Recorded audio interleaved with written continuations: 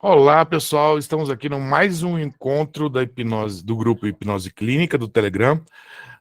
Hoje nós temos um encontro especial. Nós temos um convidado expertíssimo, referência no Brasil, nosso amigo Gogo. Ele vai falar para a gente hoje sobre hipnose não verbal. É um cara que aceitou o convite de bate-pronto. Foi só ler a mensagem que ele me respondeu. Então, sou muito grato. Eu não vou me estender muito aqui na apresentação, porque o conteúdo é extremamente rico. Se deixar o Gogo aqui, ele vai ficar 3 dias falando e ainda vai faltar assunto, né? Então, Gogo, vou passar a bola para você, agradecendo mais uma vez, agradecendo a presença de todos aqui. E aí, meu momento blogueirinho, né? Quem estiver vendo aqui pelo YouTube, não deixe de dar like, não deixe de se inscrever no canal, porque apesar de ser um vídeo não listado, mas essas coisas ajudam o meu canal, né? Então, então eu agradeço aí quem fizer isso. E, Gogo, vou passar a bola para você se apresentar, começar a puxar assunto, aí você diz como é que você quer o formato, se você quer que o pessoal, você quer falar e depois o pessoal perguntar, ou enfim, aí você diz como é que você gostaria de falar aí pra gente. Fechadíssimo, seu Sérgio. Pessoal, muito boa noite. Eu sou o Gogo, professor de hipnose. Antes eu falava que era um monte de coisa, mas eu sou só professor de hipnose. O resto de tudo é o povo que me reconhece como tal, então tá bom também. Eu agradeço o convite, de verdade, Sérgio. Eu acho que quanto mais a gente puder levar de luz para as pessoas acerca do que a gente tem tesão de fazer, mais legal a nossa própria vida fica, né? Tipo, a gente está dando fundamento, a gente está dando um guia para nossa própria vida quando a gente ensina. E eu curto demais falar sobre isso. Eu estava atendendo uma paciente agora há pouco, lá dos Estados Unidos. Obviamente, eu não tenho como fazer hipnose não verbal com ela, né? Mas ela perguntou, Igual, como que foi o seu começo na hipnose? Eu já comecei, caraca, fazia tempo que eu não pensava sobre isso, né? Então, acho que eu vou falar um pouquinho disso, do comecinho, que a gente tem uma galera nova aí, uma galera que está ávida ao conhecimento. Acho que é bacana dizer para vocês assim, não desistam de jeito nenhum. Vocês vão se ver ferrados, vocês vão se ver sem dinheiro às vezes, vocês vão se ver com muito dinheiro, vocês vão se ver com questões mentais altamente tóxicas dentro de vocês, mas lembrem-se, o cara que se feriu, talvez, seja o cara que mais pode ajudar quem está se machucando no momento. Eu comecei a trabalhar a hipnose de modo consciente com cerca de 33 ou 34 anos, hoje eu tenho 41. Eu descobri que os meus pais, por frequentarem a Provida, que é uma sociedade iniciática filosófica, eles já faziam uso do magnetismo, com outro nome, mas fundamentalmente era magnetismo.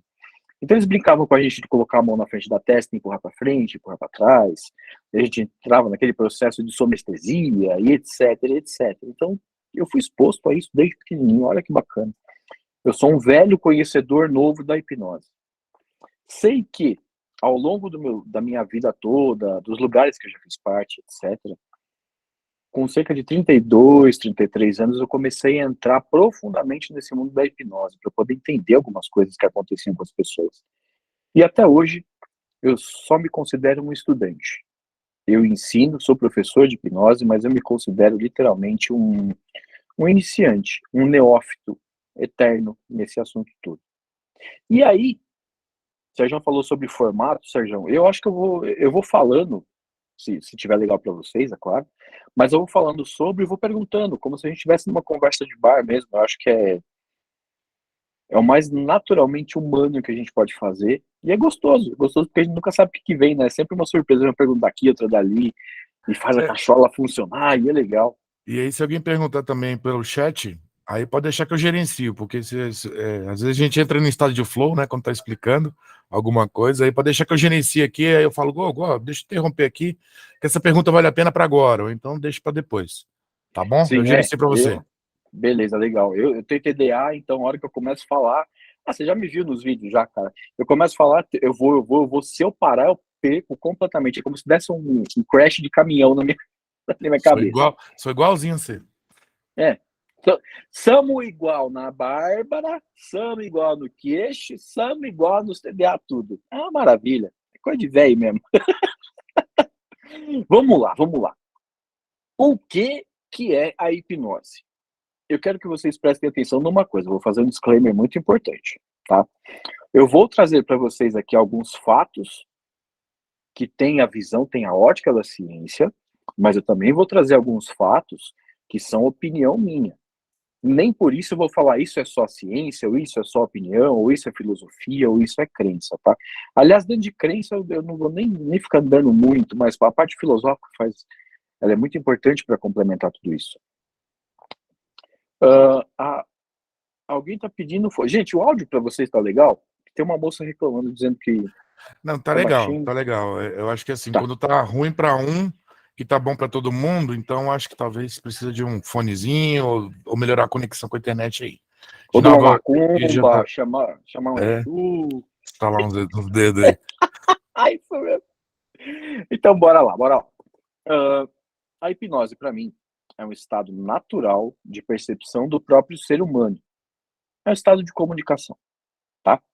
Dentro desse estado de comunicação, que não é necessariamente um estado de comunicação lógico ou racional, a gente consegue acessar informações que ao longo do tempo, ao longo dos períodos e eras, vão ficando guardadinhas por algum motivo.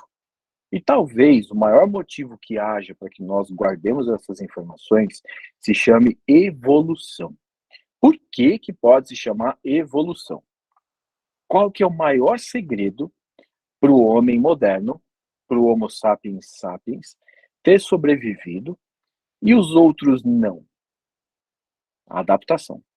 Nós somos altamente adaptáveis. Tudo bem que a gente come todo mundo como se a gente fosse cupinzinho comendo madeira, né? A gente come todo o mundo, não todo mundo. Notem, aqui ninguém tem cara do Thor, nem de ninguém para sair pegando geral. Mas a gente consome o mundo como se fosse um cupim comendo madeira. Isso só vai ferrar a gente. Mas em termos evolutivos, a nossa adaptação, o nosso grau de adaptação, inclusive a dor e etc., é o que nos fazem sobreviver hoje como os maiorais do planeta, tá? Não estou entrando nem na parte filosófica, isso faz parte da biologia. É o animal dominante desse planeta. Mesmo parecendo acéfalo em alguns momentos, é o animal dominante.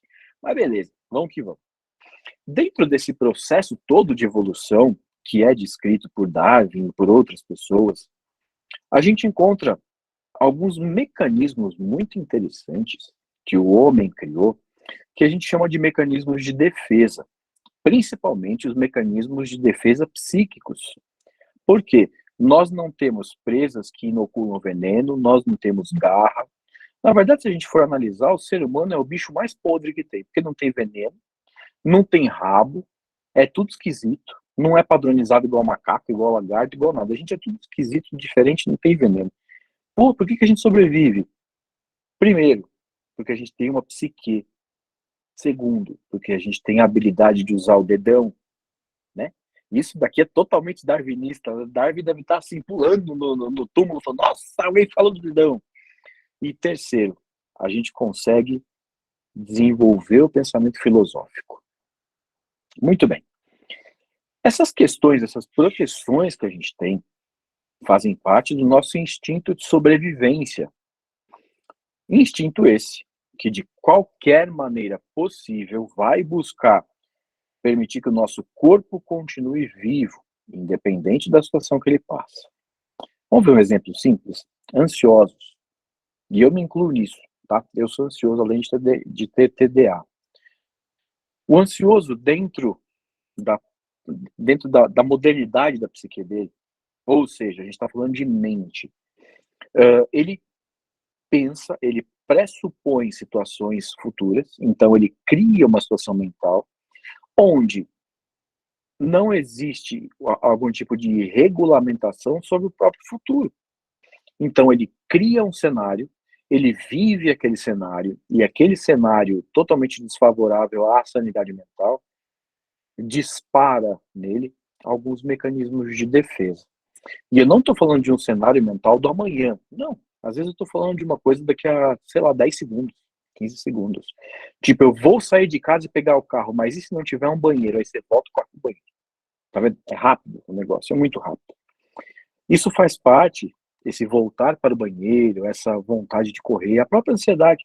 elas fazem parte de mecanismos de defesa que nós temos, que nos protegem de possíveis perigos relativos ao mantenimento da vida.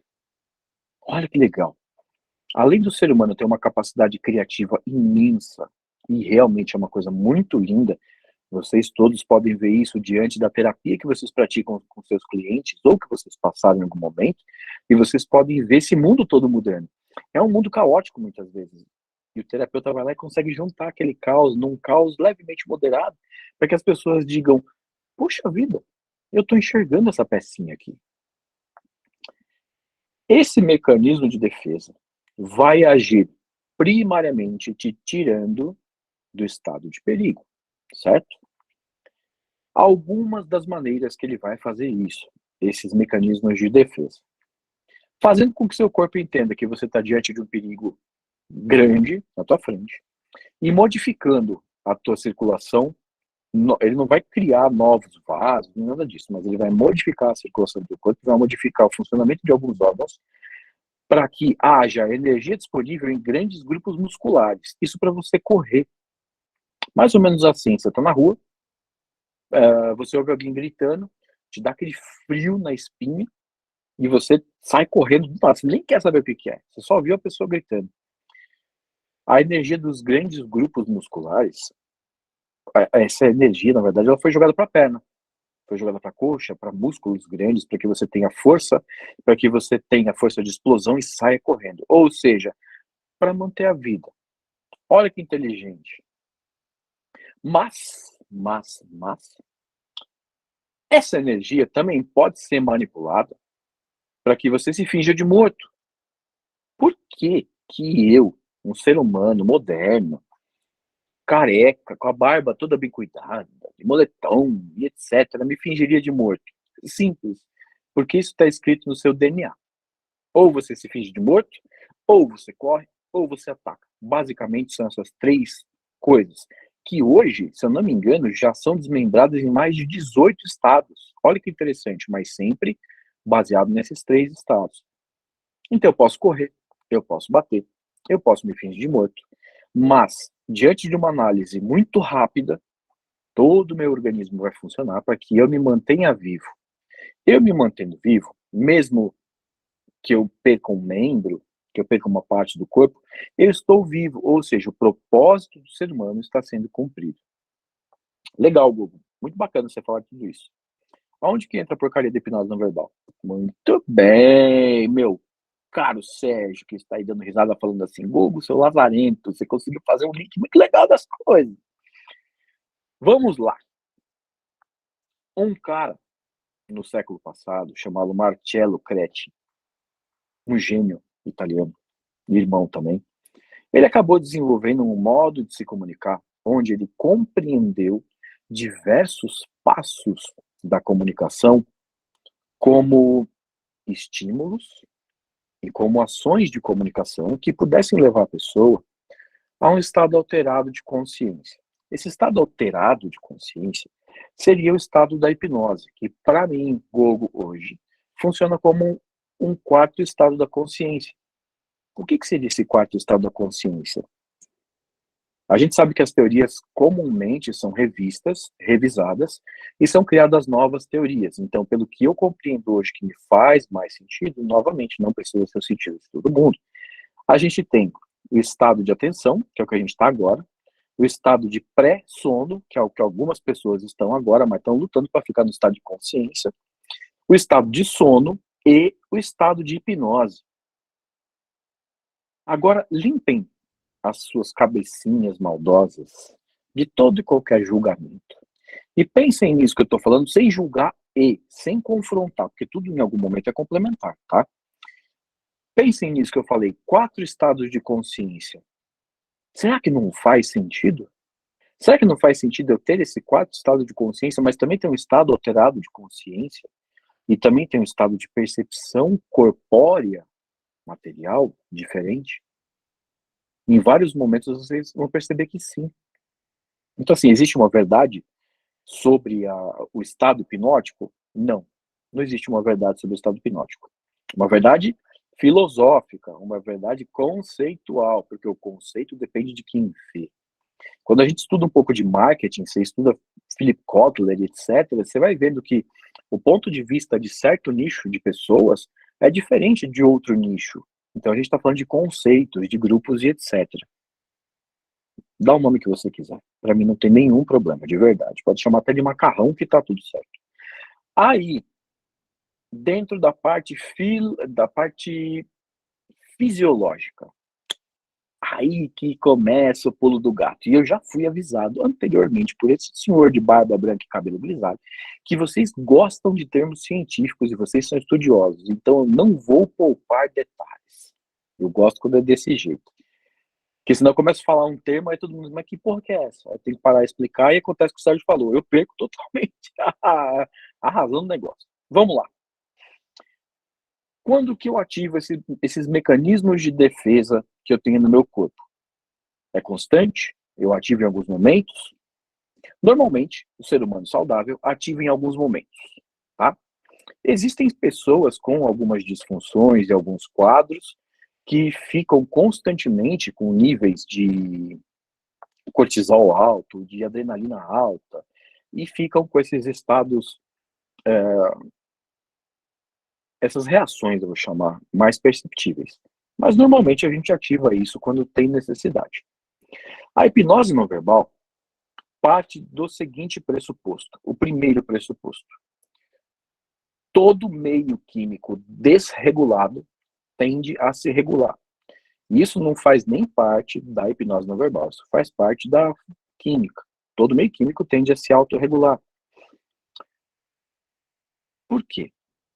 Se a gente parar para pensar, todo tipo de emoção, todo sentimento, toda sensação, primariamente é químico. Como primariamente? Quer dizer que eu observo as coisas que estão fora de mim, interpreto ela de modo químico no meu corpo, e ao mesmo tempo que eu interpreto de modo químico, eu crio uma realidade dentro de mim que me mostra aquilo como sensação. Por quê? Para o ser humano é infinitamente mais fácil e palatável compreender uma emoção do que imaginar o que é que está ali quimicamente acontecendo. Na verdade, a maior parte das pessoas não fazem nem ideia que a gente é químico, tá?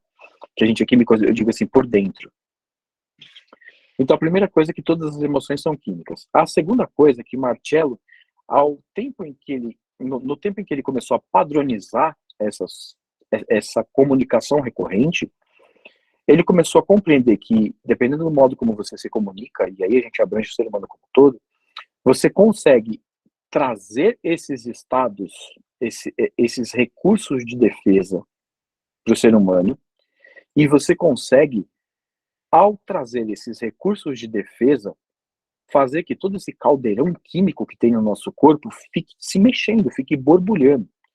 Só que em um certo momento existe a quebra desse caldeirão químico. E não é que alguém foi lá e quebrou o caldeirão. Não tem nada disso. Alguém foi lá e quebrou a hegemonia do que estava acontecendo. O negócio acontece mais para o alto, mais para baixo, mas ele se autorregula. É um meio que se autorregula. Quando a gente faz o processo de hipnose não verbal, esse meio deixa de se autorregular por alguns instantes. E é legal que vocês saibam que isso acontece ao longo do dia diversas vezes, só que de modo descontrolado e pequeno. Dentro do processo de hipnose não verbal, isso acontece numa cacetada só e de modo controlado. Por quê? Aí a gente vai continuar no pensamento do Marcello.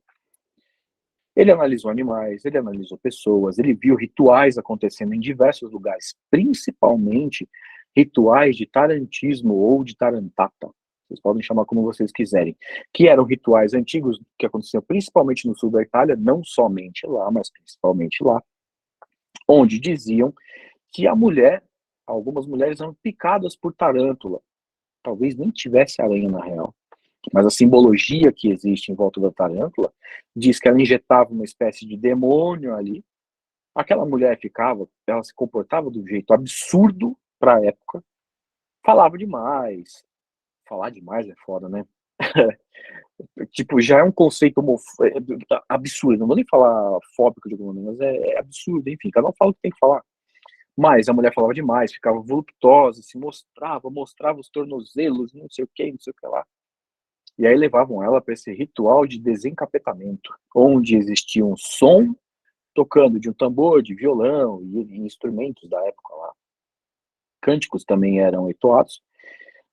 E isso ia aumentando, essa frequência ia aumentando. Então começava de um jeito e ia aumentando. Como se você, que está ouvindo ou assistindo aqui agora ou na reprise, estivesse num baile que começou com uma música calminha. Quem é dos anos 80 lembra muito disso. Começava com uma música calminha, ia pro ápice, a gente pegava a garotinha, pá, abraçava, parari, parará, de repente vinha de novo a calma. O que a calma fazia? As pessoas se abraçavam, ficavam mais próximas, e de repente começava a subir o BPM da música e as pessoas iam se agitando junto. O corpo humano é fantástico. Ele tem essa capacidade de sincronizar a batida de tambor, ou batida qualquer uma que seja, com o próprio coração. E você começa a se movimentar naquele frenesi absurdo que a própria batida está pedindo. Olha que interessante. Bom, acontecia o ritual, o veneno da aranha era retirado do corpo da mulher através de Deus lá sabe o quê, e a mulher ficava bem. Olha que interessante.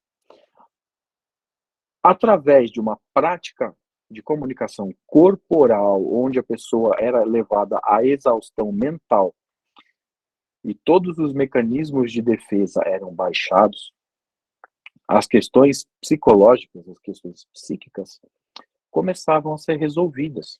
E elas eram resolvidas pela própria pessoa de modo autônomo. Nessa época, a pegada era muito mais física, da mulher ficar melhor e etc.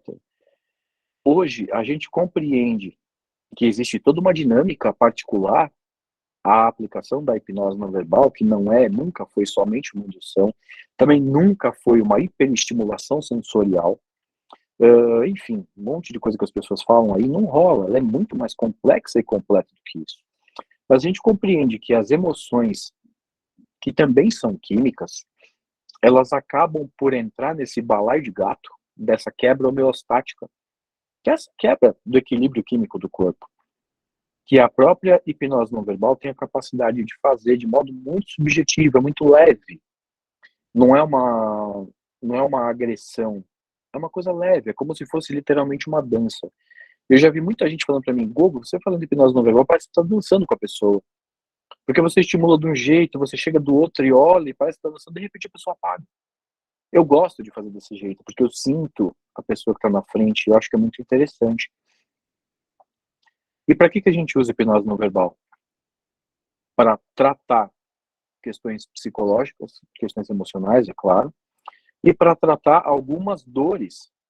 E por que a gente trata algumas dores? Porque uma parte do nosso corpo, que também é responsável por interpretar e disparar o sinal de dor, para que a gente possa parar o que está fazendo, é a amígdala.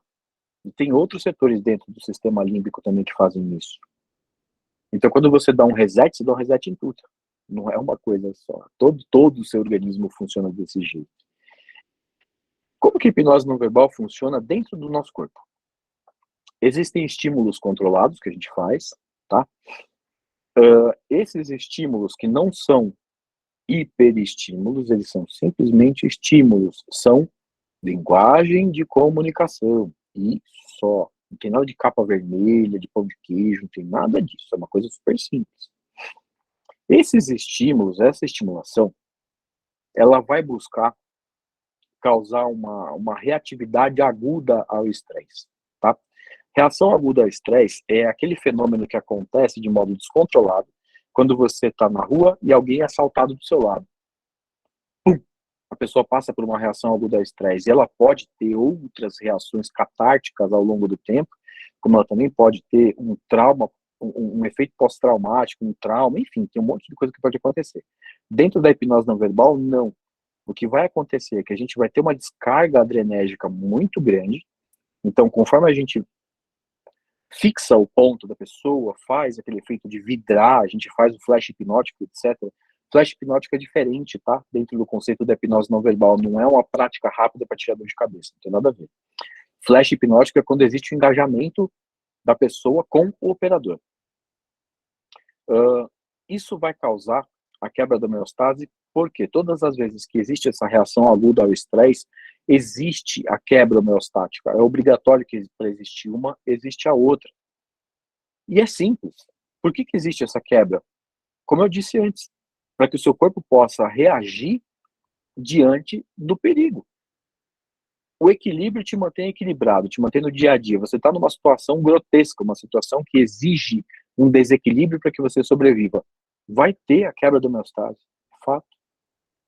Dentro disso tudo, quando a gente está fazendo a prática, o corpo da pessoa precisa compreender de modo não cognitivo, ou seja, de modo ilógico, ou não lógico, vocês escolhem o termo, que aquilo que está diante dela representa uma ameaça, mesmo que não seja ameaça.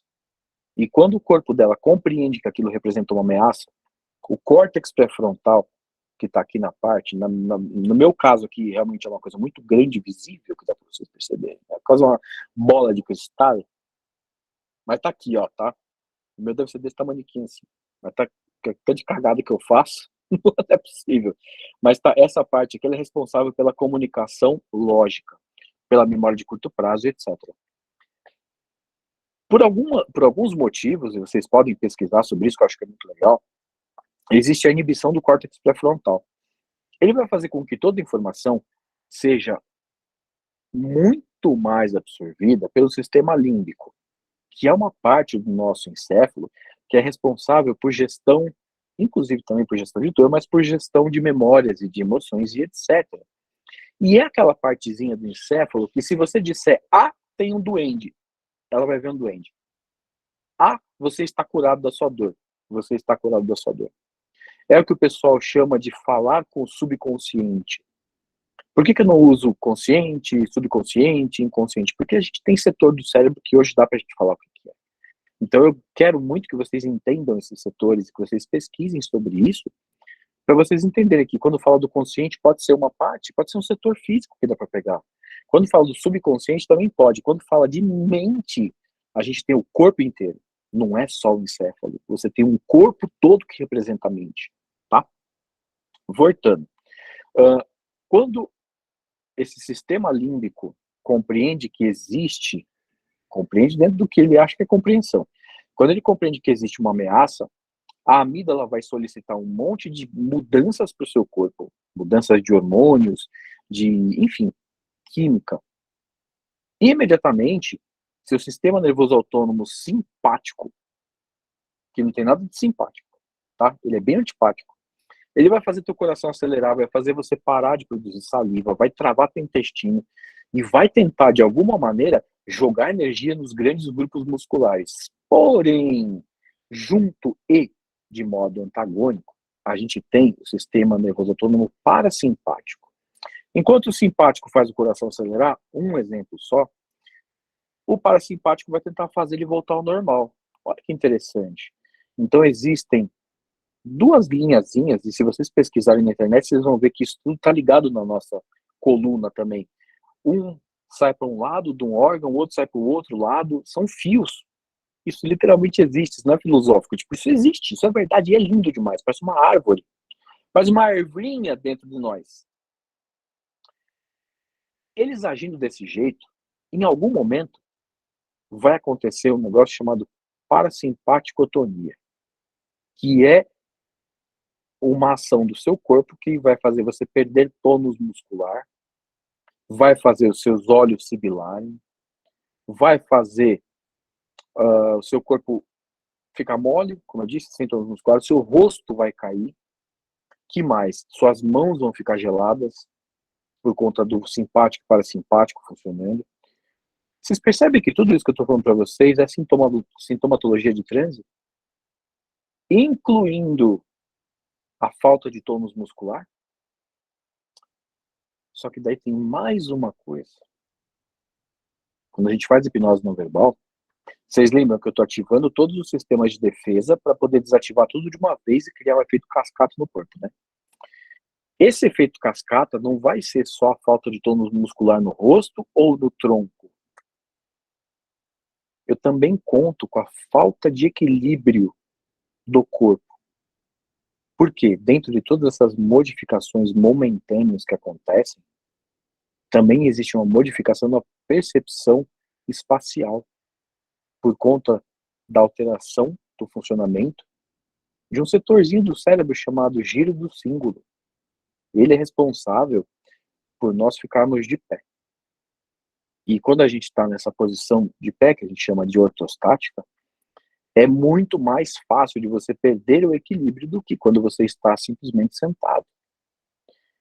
Então, existe um conjunto de fatores enorme, catalogado primeiro pelo Marcello, depois pelo meu mestre Giancarlo Russo, e hoje eu dou continuidade a esses estudos, que demonstram que é muito mais fácil ensinar a pessoa, com a pessoa de pé primeiro, para ela poder sentir, para poder ela ver o corpo funcionando, do que com a pessoa sentada. Existem mais fenômenos. Agora, isso quer dizer que o processo de hipnose não verbal dentro da aplicação clínica tem que ser feito de pé?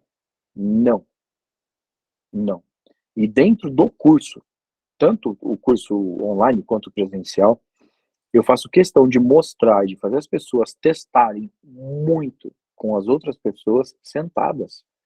Porque muita gente não entende, acha que é obrigatório ter a queda, é obrigatório ter catalepsia, e vocês já devem ter visto alguma coisa sobre isso nos vídeos que o Sérgio postou. Não, não é obrigatório. Sério, não é. Obrigatório é você ler a pessoa, você calibrar a pessoa e compreender que aquele ser humano que está na tua frente precisa da tua ajuda. E é através da hipnose não verbal que você vai ajudar. Então, resumindo tudo isso que eu falei por quase 40 minutos. Sérgio tá certo. Se me deixar falando aqui, é 3 horas de falação e já tô falando de dragão, os caras, quase tudo. Vai falando que tá bom, pô. Então, o resumo disso tudo é: hipnose não verbal é comunicação. Não é uma comunicação amorosa, nem uma comunicação rude. É comunicação assertiva. Por isso que eu preciso saber me comunicar. Não adianta eu querer chegar para vocês aqui sem saber tudo que eu sei, que é pouco no que eu considero. Falar, eu vou explicar para vocês absolutamente toda a fisiologia do sistema nervoso autônomo parasimpático. Eu não sou cientista, eu não sou médico e eu não sou fisiologista. Eu, como eu disse para vocês, eu sou um professor de hipnose. E o que eu sei hoje me basta para que eu possa ensinar para vocês sobre as percepções e sensações do corpo. Outra coisa que eu digo para vocês, estudem. Nunca aceitem o que eu estou falando aqui, o que outra pessoa está falando, como a verdade absoluta. Estudem. E a terceira, última coisa que eu vou falar, antes de abrir para perguntas e etc. Magnetismo não é hipnose não verbal, mesmerismo não é hipnose não verbal, e fascinação não é hipnose não verbal. A começar pelos nomes. São nomes diferentes, para práticas diferentes. As únicas que são similares aí é o magnetismo e o mesmerismo, tá? O mesmerismo vem do magnetismo. Isso tudo vem lá de trás, de Paracelso, não vem de Mesmer. Ó, é muito antigo. Assim como os nomes são diferentes, as práticas são diferentes. Mas eu posso misturar isso em algum momento? Fica a seu critério. Eu não sou um purista chato. Eu sou um purista chato com os meus pacientes. Vocês não precisam ser puristas chatos e falar assim, vou usar só hipnose não verbal. Mas, existe necessidade de eu usar essas coisas com hipnose não verbal? E que horas que eu vou fazer a sugestão? E, meu Deus, o que eu vou dar de sugestão? Meu Deus! Não, você não vai dar nada de sugestão. Você vai estudar para aprender que você não precisa dar sugestão. Assim como as pessoas criam os próprios problemas de modo não verbal, você vai ajudar elas a resolverem de modo não verbal. Isso tudo que eu falei é o resumo da parada toda, Sérgio. Eu gostaria de saber se tem perguntas, dúvidas e pics para me mandar e etc, etc. Ó, eu já tenho algumas dúvidas. Assim, na verdade, algumas dúvidas assim que eu já tenho as respostas, assim, né? Mas eu acho que é legal falar. Assim, você falou, né? Que não é mesmerismo, não é fascinação, não é magnetismo. Mas, se a gente olhar algumas questões da fisiologia de uma convulsão mesmérica, é parecido. Às vezes a catalepsia que acontece com a fascinação, né? Assim, fisiologicamente, em algumas questões, a gente tem essa similaridade. né? E assim, e eu não vou dizer que os caminhos, assim, vamos dizer, a indução, vamos dizer, né? Falar na linguagem da hipnose tradicional, mas assim, a indução ela é diferente, mas assim, o que diferencia, no fim das contas, além da questão da fisiologia, é o contexto, é o objetivo, o que faz que, por exemplo, uma convulsão mesmérica, que também, vou falar aquele termo bem feio, né? Tem um fator curativo, né? Mas tem um fator de tratamento, né? Sim. Importante, né? Que impacta também as pessoas e também trabalha com o emocional. Mas o que diferencia, por exemplo, uma convulsão mesmérica da pessoa estar num estado que ela foi levada por uma hipnose não verbal? Vamos lá. A hipnose não verbal e o mesmerismo, na verdade, eu acredito que toda prática, eu vou chamar de curativa, vou tomar o termo que você usou agora, elas não vão curar. Curativo pode ser desde um curativo até algo que cura a pessoa. Só que a cura é a autocura, sempre. A pessoa que vai dizer estou curado ou não. A não ser que seja diante de um médico, diante de exames, enfim. Mas eu acredito que toda prática curativa tenha o seu momento catártico. E aí a gente vai entrar naquele termo de Freud. O que é a catarse? O que é o expurgo? O que é o pegar o problema e colocar para fora? Para Mesmer e para outras tantas pessoas, né, na época que existia sangria e etc., talvez a maior cura que existia era a convulsão. A gente sabe que não é convulsão. Na verdade, pode ser uma crise conversiva, mas não uma convulsão. São coisas bastante distintas. A pessoa, ao sair daquilo, ela sai normalmente cansada. Ela não consegue nem pensar no problema. Quimicamente, eu acredito sim que exista muita semelhança, tá? A principal diferença, primeiro, é que o mesmerismo trabalha com fluidos magnéticos e etc. A hipnose não verbal, não. Ela trabalha com uma atenção focada, uma tensão e uma atenção focada. Ambos processos são catárticos? São. Você quer ver uma coisa simples? Durante uma sessão de mesmerismo, existem pessoas que sentem alguma coisa porque elas foram sugestionadas. Existem pessoas que sentem alguma coisa porque simplesmente elas sentem, a gente ainda não consegue explicar isso de forma científica. E existem pessoas que sentem alguma coisa baseadas no medo. Por que no medo? Alguém já se perguntou como eram os rituais antigos que Mesmer fazia? Fora da faculdade, fora das universidades, etc. As caras que esse cara fazia. Quando você pega o pessoal italiano tipo Giancarlo mesmo, que é uma galera mais antiga e muito estudiosa, eles falam muito sobre o rosto, sobre fisiognomonia. E alguns demonstram um rosto mais bestial quando vão fazer algumas práticas. E existem trocentos milhões de estudos sobre como o medo pode levar a pessoa a um desmaio, por exemplo. Ou como um processo controlado pode levar uma pessoa a um estado catártico. Olha que interessante. Será que a crise conversiva que Mesmer, Freud também, se eu não me engano, dizia que ele acreditava nisso no começo, eu não me lembro, mas depois ele acabou não acreditando mais. Ainda bem, né? Que daí ele criou o método dele de terapia e ajuda a gente pra cacete hoje, é o que faz a gente ouvir muito o paciente. E o paciente associar de forma livre as coisas. A cara feia, o dilatar de pupila e etc., eles levam a pessoa a compreender aquela comunicação como algo perigoso. Então, também, de alguma maneira, aquilo é um processo catártico. Não mais nem menos eficaz que a hipnose não verbal, só diferente. Quantas pessoas passam por EQM? Todo mundo aqui sabe o que é EQM? Estado de quase morte, tá? Quantas pessoas passam pela experiência de EQM e saem de lá completamente mudadas? Porque, de alguma maneira, aquilo foi uma experiência catártica, aquilo lá foi uma experiência que trouxe catarse, que trouxe tremedeiras, ou não, mas enfim, mudou a pessoa de dentro para fora. Então, quimicamente, não tem como eu falar que não é muito parecido, porque o final da ponta do processo foi foi a mudança. Então, assim, uma crise conversiva pode ser? Pode. Uma crise de hipoglicemia pode ser? Pode. Só que dentro da hipnose não verbal, nós compreendemos que isso tudo pode rolar de uma maneira muito mais controlada e dentro de um consultório. Ah, mas tem gente que gosta de ver as crises conversivas, etc. É uma coisa extremamente difícil de se conseguir. Uma crise conversiva mesmérica é extremamente difícil, não é simples como todo mundo... Tipo, tem professores que ensinam magnetismo, etc., e mostram vídeo com uma ou duas pessoas ao longo da vida toda. Porque quase ninguém entra nesse estado, saca? Então, assim, a ponta do processo eu acredito que seja semelhante, não igual. Não tem como falar que é igual, não. Mas é semelhante, sim, tem seu valor.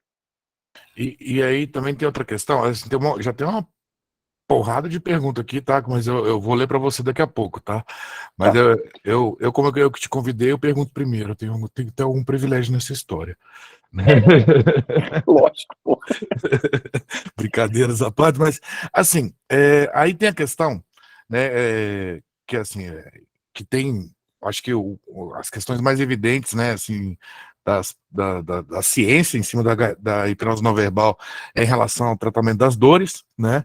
Que é bem interessante mesmo. Então, se procurar material sobre isso, vai achar coisa bem legal. Agora, as questões emocionais, né?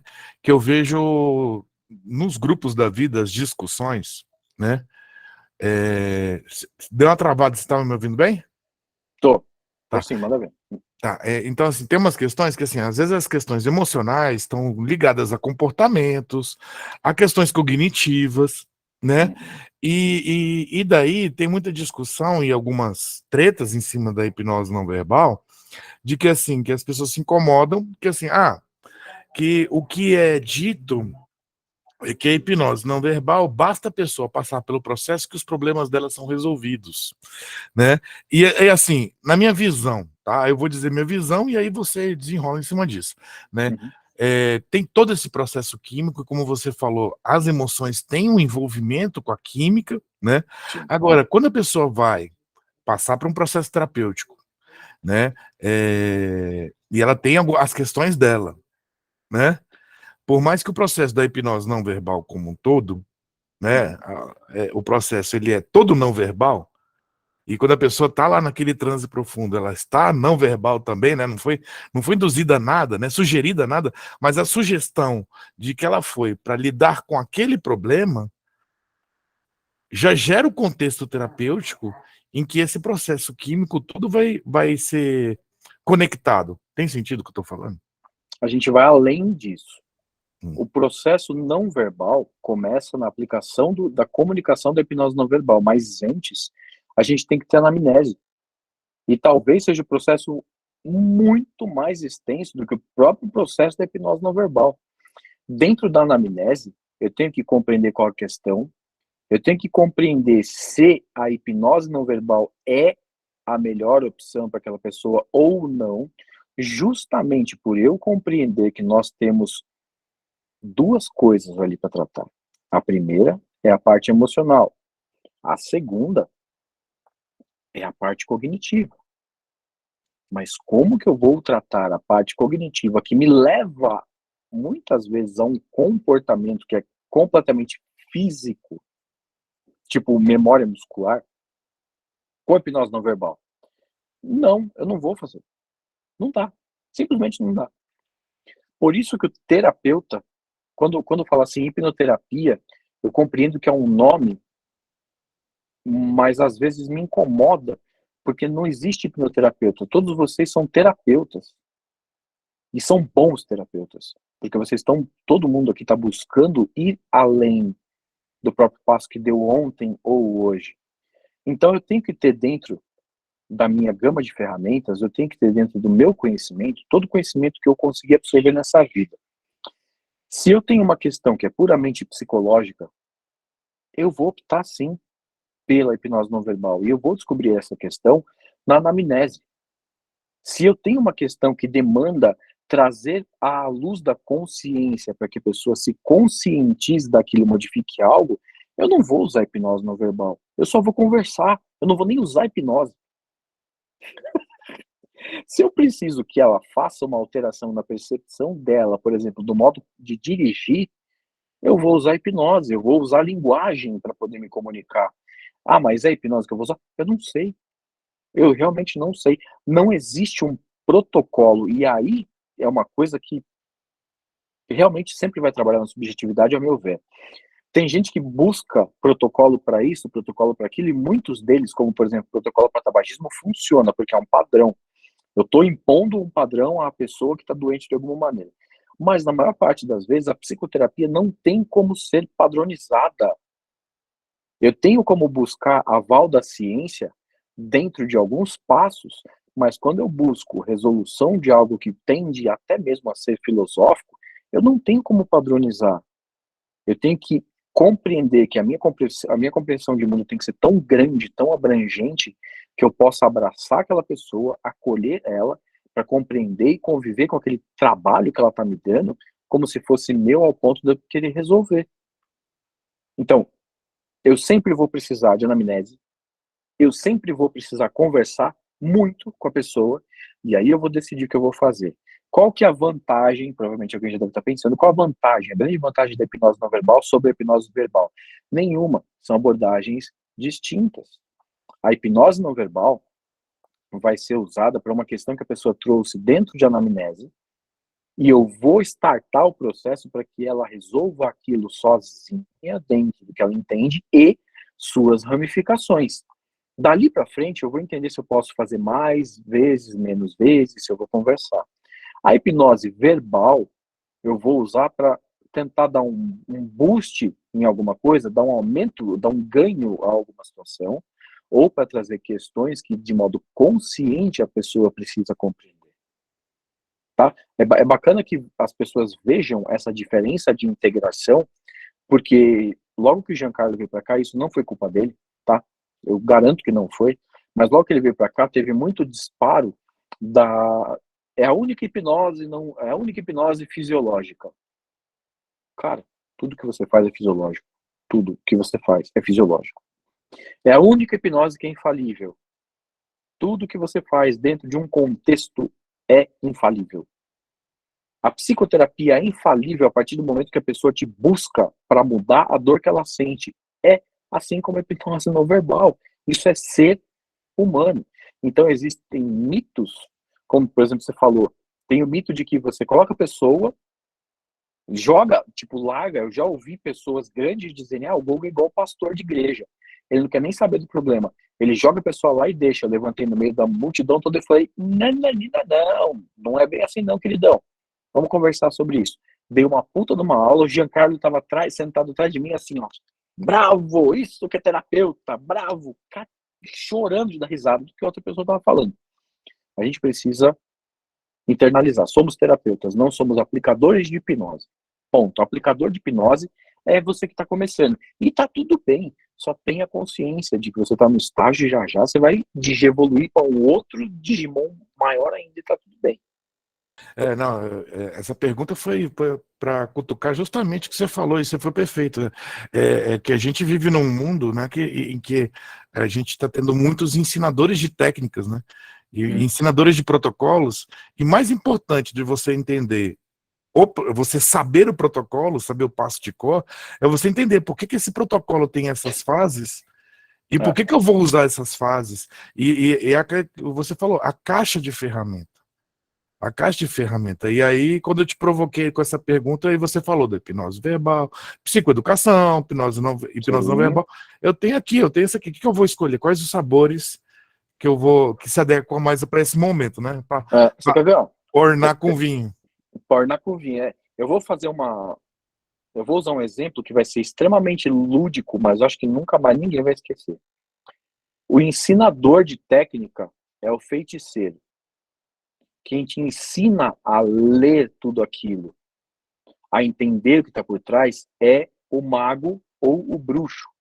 Por quê? Mago barra bruxo ou maga barra bruxa são os que entendem tudo que está acontecendo e criam a partir dos elementos, tá? A gente está falando de ficção, tudo bem. Mas é um exemplo. O feiticeiro é o cara que lê o livro de feitiços pronto, que alguém escreveu e provavelmente foi um mago para ele não esquecer de alguma coisa, e faz o feitiço.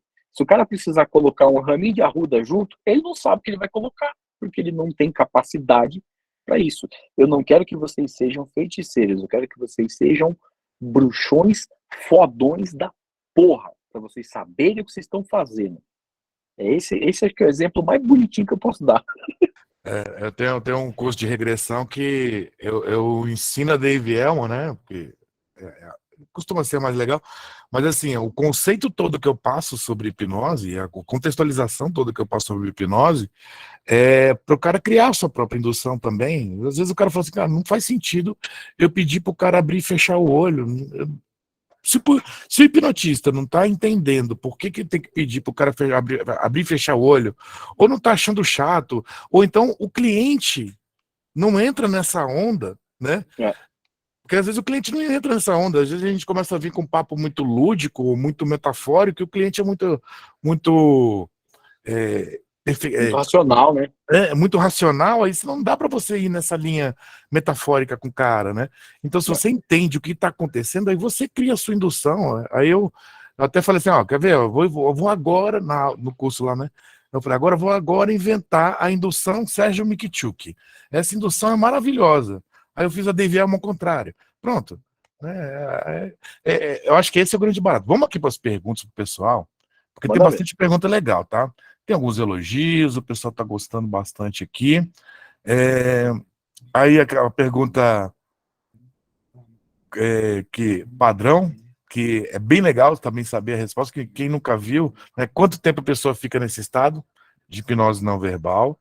2 anos, 3 anos. Gente, não tem tempo. Ó, tudo que vocês buscarem padrão quando vocês estão falando de ser humano, esquece padrão, porque não tem. Em algum momento vocês vão se deparar com isso. Qual que é um tempo que costumam ficar?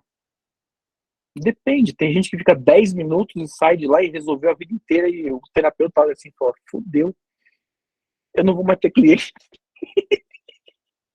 Agora tem gente que fica, sei lá, 10, 15 minutos e fala, puta, eu tive tal insight, na próxima sessão eu vou precisar conversar sobre isso.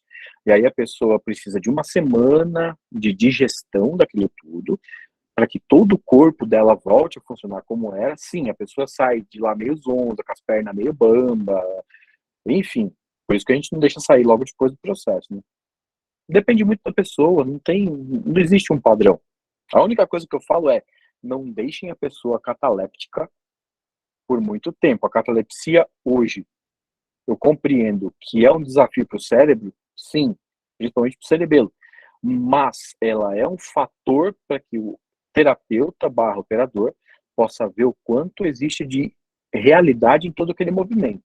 Eu não preciso deixar a pessoa eternamente cataléptica. Ficou com a mão para cima, ficou com o dedinho para cima, baixa a mão, deixa a pessoa, o corpo da pessoa confortável para ela não estar sentindo nada.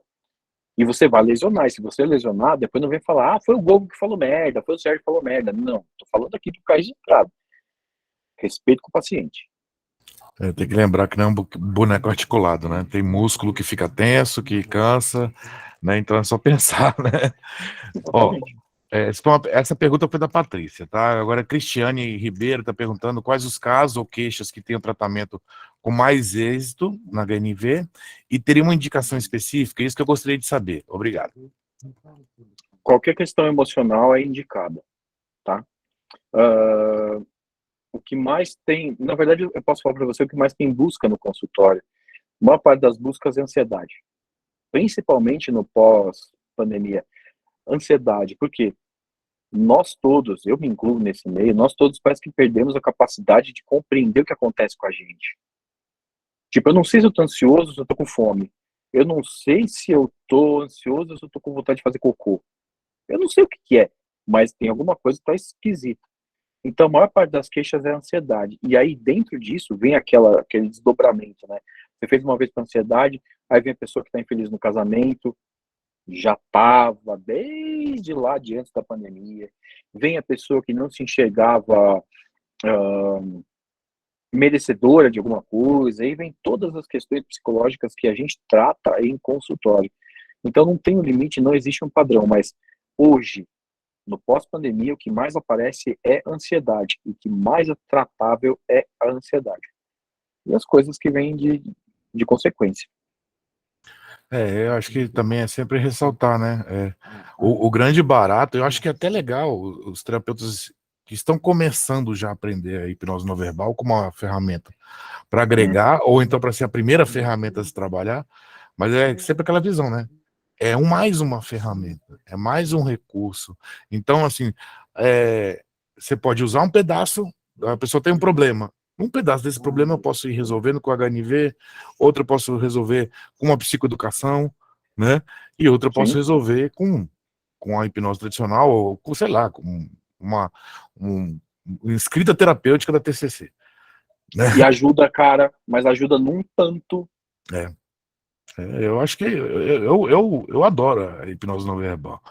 Como eu faço muito atendimento online, né? Então eu sou um pouco praticante, né?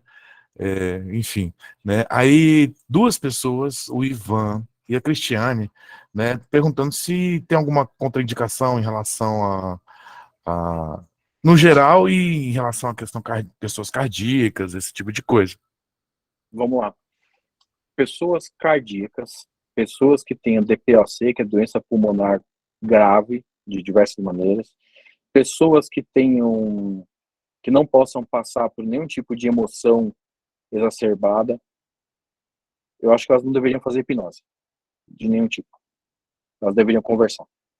Tá? Quem tem uma questão dissociativa, né? Que nem uma bipolaridade intensa, um borderline intenso, e esquizofrenia, porque eu vejo assim que é quando tem eu tô dizendo o surto, que pessoas que têm surto psicótico, é uma Sim, sim, sim. dissociação, é uma dissociação, e aí uma coisa que tem em comum em todas as hipnoses é o processo dissociativo, que seja dissociar a sua mão, né, para fazer o cisne, ou que seja uma dissociação do seu córtex pré-frontal de alguma maneira.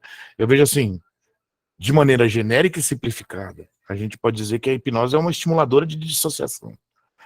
Genérica e simplificada. Sim, sim, eu tô pensando assim, eu tô ouvindo o que você está falando, mas eu tô pensando dentro da hipnose não verbal, se existe algum comportamento dissociativo, ou se existe algo que justificaria a prática da dissociação Também tem enquanto isso. comunicação. Eu acho, posso estar enganado, tá?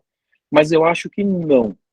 Só que, mesmo não tendo, se alguém tiver alguma coisa para complementar, complemente depois, que eu acho que um dos grandes baratos disso é isso. Eu estou desenvolvendo algo junto com vocês aqui. Nós estamos desenvolvendo isso. Se não existe prática, se não existe alguma configuração dissociativa, talvez eu possa fazer. Mas quem não consegue manter a atenção, quem está dissociado, não consegue manter a atenção. Quem está num surto, principalmente o surto psicótico, por exemplo, não mantém atenção em algo externo, é algo interno que está aflorando para fora. Eu não consigo fazer nada além de conter. Eu acho que também tem a questão também assim, né? Na maioria assim, acho que como a hipnose não verbal, ela envolve com essa estimulação do simpático, então tem essa questão das altas emoções, e aí, se a pessoa não pode passar por isso, né? E até numa terapia que é totalmente voltada em psicoeducação, a gente tem que ser cuidadoso, né? Agora, eu acho que a grande recomendação, que é uma coisa que eu falo aí, tem muita gente nova hoje no grupo aqui, né? Mas assim, quem já. Tá vendo? Você deixou meu grupo pop. Nós é chique, nós capota, mas não breca. Mas uma coisa que eu sempre falo pro pessoal é assim, se você não entende do que você está lidando, então, você sabe lidar com esquizofrenia? Você já lidou com uma pessoa que está tendo um surto? Você sabe que borderline, o cara pode ter surto psicótico com borderline, ele tem processos dissociativos com borderline, né? Não é uma pessoa que estressa fácil, não é uma pessoa que só tem pensamento de perseguição, né? Ou Muito o pelo medo de contrário. abandono. Ela tem muitas outras coisas, né? A bipolaridade não é só um cara que hoje tá bem e amanhã tá mal. Não é isso, cara. Tem muito mais coisas. Você sabe lidar com o bipolar? Você entende a bipolaridade? Se não entende, cara, não pega. não trata, né?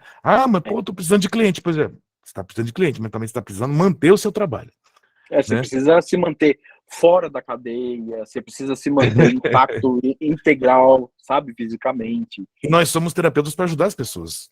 Sim, não para alimentar nosso ego. Exatamente. Toda e qualquer condição que eu não possa controlar, guardem isso que o Sérgio falou. Toda e qualquer condição que eu não possa controlar, ou que eu não tenha o mínimo de afinidade, eu não pego, tá?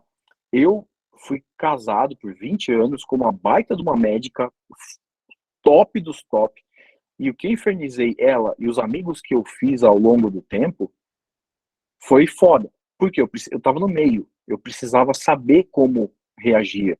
Chegou até um ponto do médico falar para mim, foi um cardiologista de Bragança Paulista, ele falou para mim assim: se você fizer merda, eu vou fazer questão de mandar te prender. Enquanto você seguir o que eu tô falando, trabalhar junto comigo, junto com a gente, você nunca vai fazer bosta. Eu falei, beleza, eu entendi. A gente chegou a trabalhar aqui assim, ó. Eles me mandavam uma coisa, sempre questão emocional, tipo, o cara vai fazer uma operação. Puta, não tá legal, o cara tá ruim. Tá, deixa que eu faço. Eu vou, faço hipnose, o cara fica bem, manda pro médico, o médico tá, porra, legal pra caramba. A menina que eu falei pra vocês que eu tava atendendo nos Estados Unidos, ela foi fazer um exame a semana passada, se eu não me engano, ela foi coletar líquor, alguma coisa assim, porra. Bicho, a agulha do líquor é um canudo do Bob's.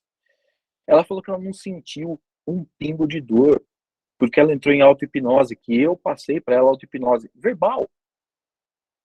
Quer dizer que eu só trataria se fosse não verbal? Acho que não, é o que você está falando. Eu vou fazer o que o cliente precisa.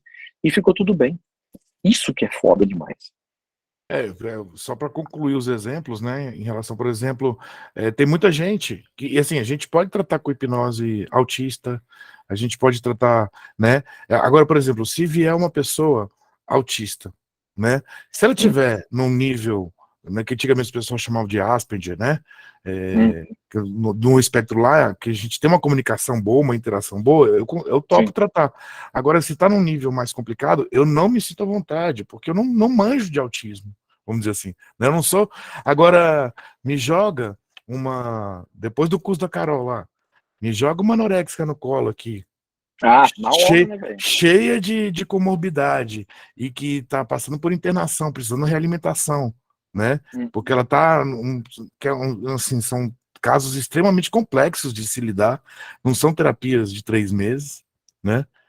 Não são terapias de 3 meses, de 3 sessões, de 5 sessões, às vezes são terapias que duram anos, e joga no meu colo. Aí, ó, joga que bate no meu peito. E eu me sinto bem, e eu quero é isso.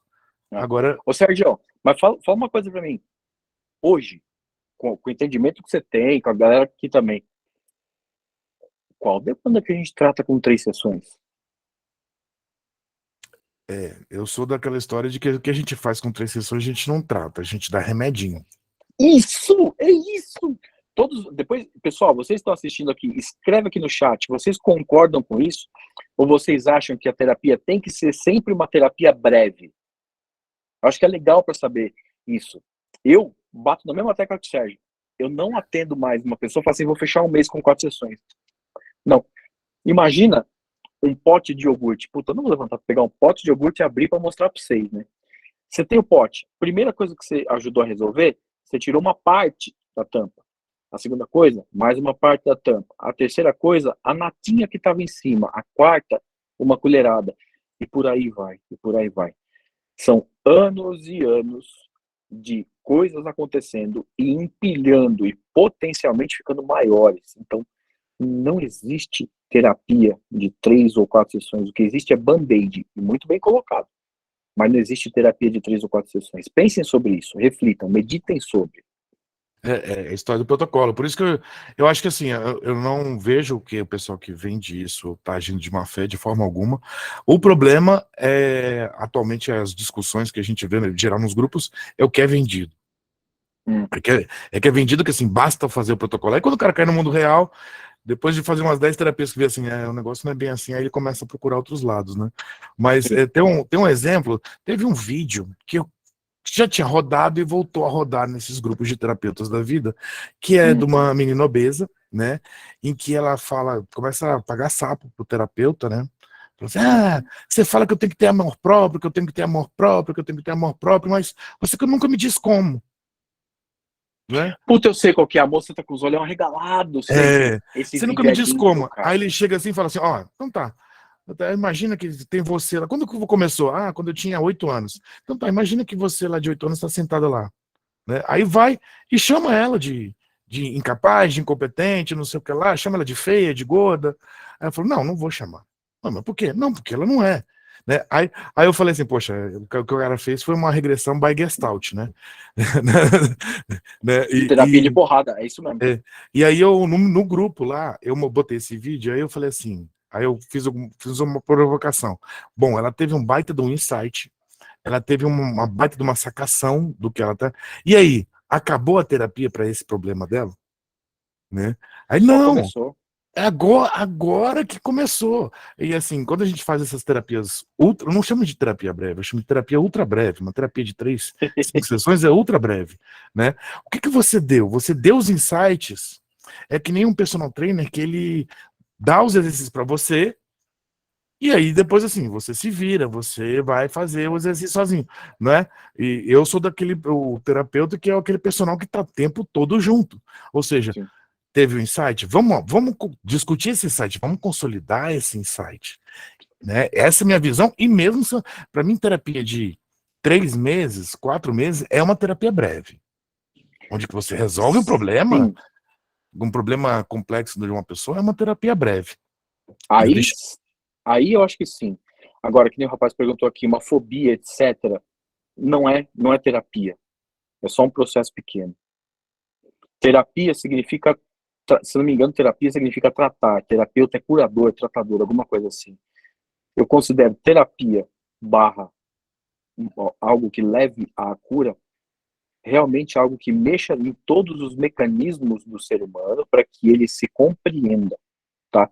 Eu não entendo que 2 ou 3 sessões resolvam aquilo para sempre. É como a Carol fala, como o Sérgio também falou, é um band-aid muito bem colocado, mas aquele band-aid vai perder cola. Diferente de uma terapia que vai machucar mais, mas eu prometo que depois que machucar mais, nunca mais vai doer. É diferente, né? E, assim, e se doer vai ser outra coisa, nova. Vai ser outra coisa. Viu, só interromper rapidinho. Você viu que eu mandei para você aí um presentinho pra galera, né? No WhatsApp? Dá uma olhada aí depois. Eu mandei no WhatsApp um link e um presentinho. Você tá sem microfone. É sacanagem, né? Porque eu não tive isso no tempo que eu fui no curso aqui. Ó, eu vou Não, até não. pegar o gancho, tô brincando. Mas, ó, pessoal, até uma pergunta do Estevão. Você criou um e-book sobre hipnose do não verbal, como saber mais sobre o tema tão sensacional, como podemos conversar contigo no privado. Ó, tem aqui, tá? Ele falou, eu não tinha visto ainda, né?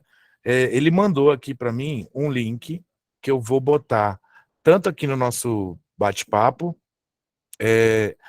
com o curso de hipnose não verbal dele online, que ele botou com desconto de 70%, é isso? 70%? 70%. E Eu tô aí, fazendo isso para tem esse um grupo. cupom. Nossa, cara. Então, eu tô fazendo isso para esse grupo e para Uhum. os grupos do. Eu tô fazendo, na verdade, por sua causa. Pô, Tá? obrigado, cara. Eu não Obrigado. conheço a galera, mas eu tô dando esse presente para você passar para os seus alunos. E eu tô dando isso também pro pessoal do grupo de Floripa, que eu prometi nesse fim de semana.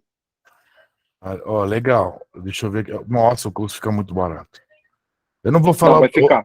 Eu falo o preço aqui ou não? Não. Como é que vai Não, ficar? não, deixa eles não vão botar fé nisso. Tipo, e não é sacanagem, é É. que tá muito.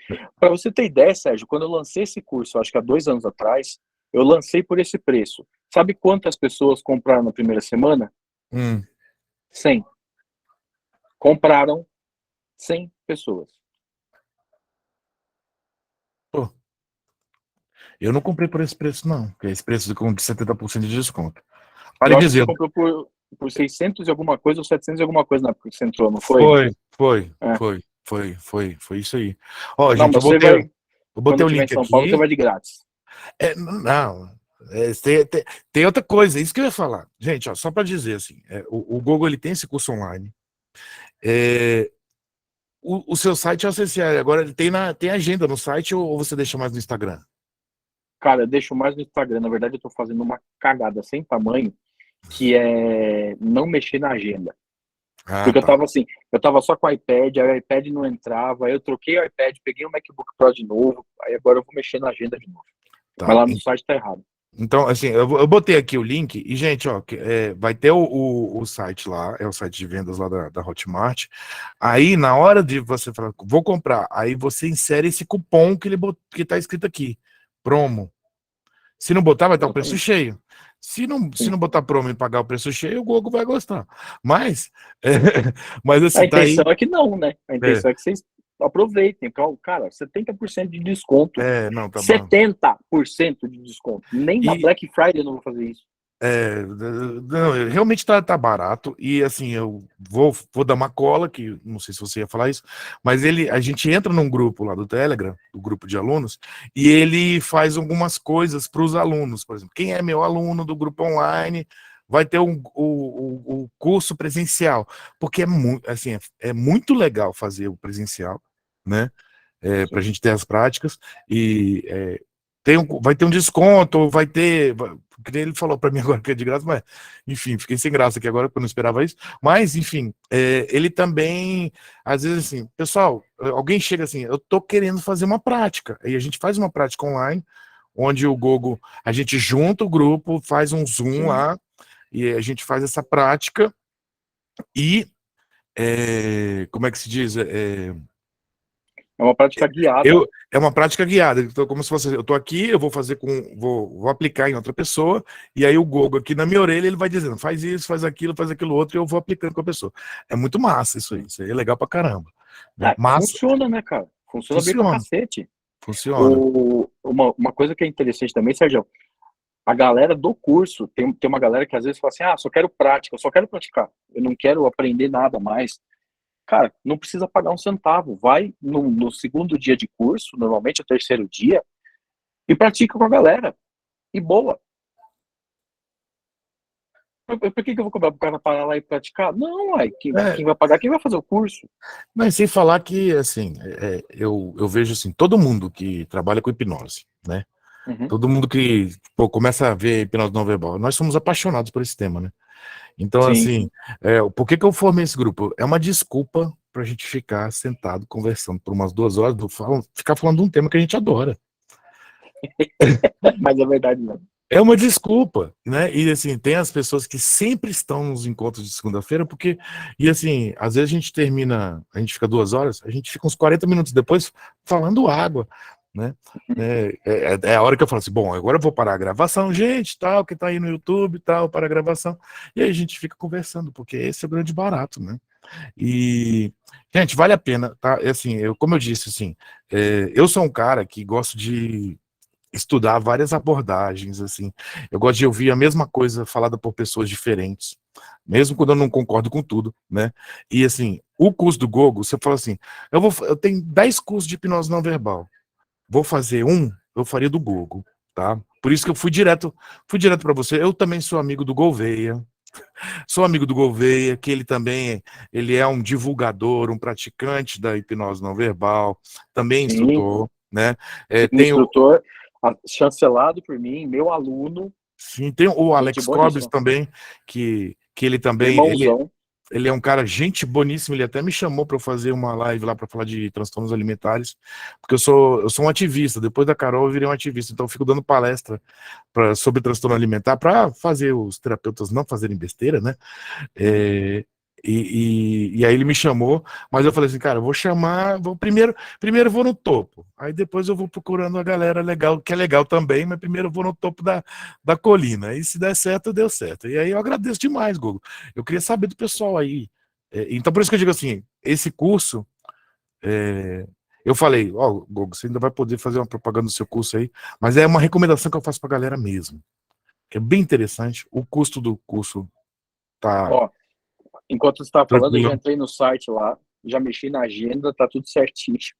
Agora tem o link para se inscrever no que vai ter turma agora Em novembro vai ter turma em São Paulo, dias 12 e 13. Já tem link lá também. O site, qual que é o site que eu abri ele, mas Hipnosenãoverbal.com. tá, .com, não é .com.br, é .com. eu vou botar aqui no grupo do Telegram, tá? Isso. Não, hipnose não verbal. Bom, botei lá também no grupo do Telegram para o pessoal ter. Vou botar aqui para quem são os novatos ainda não está acostumado com o grupo lá.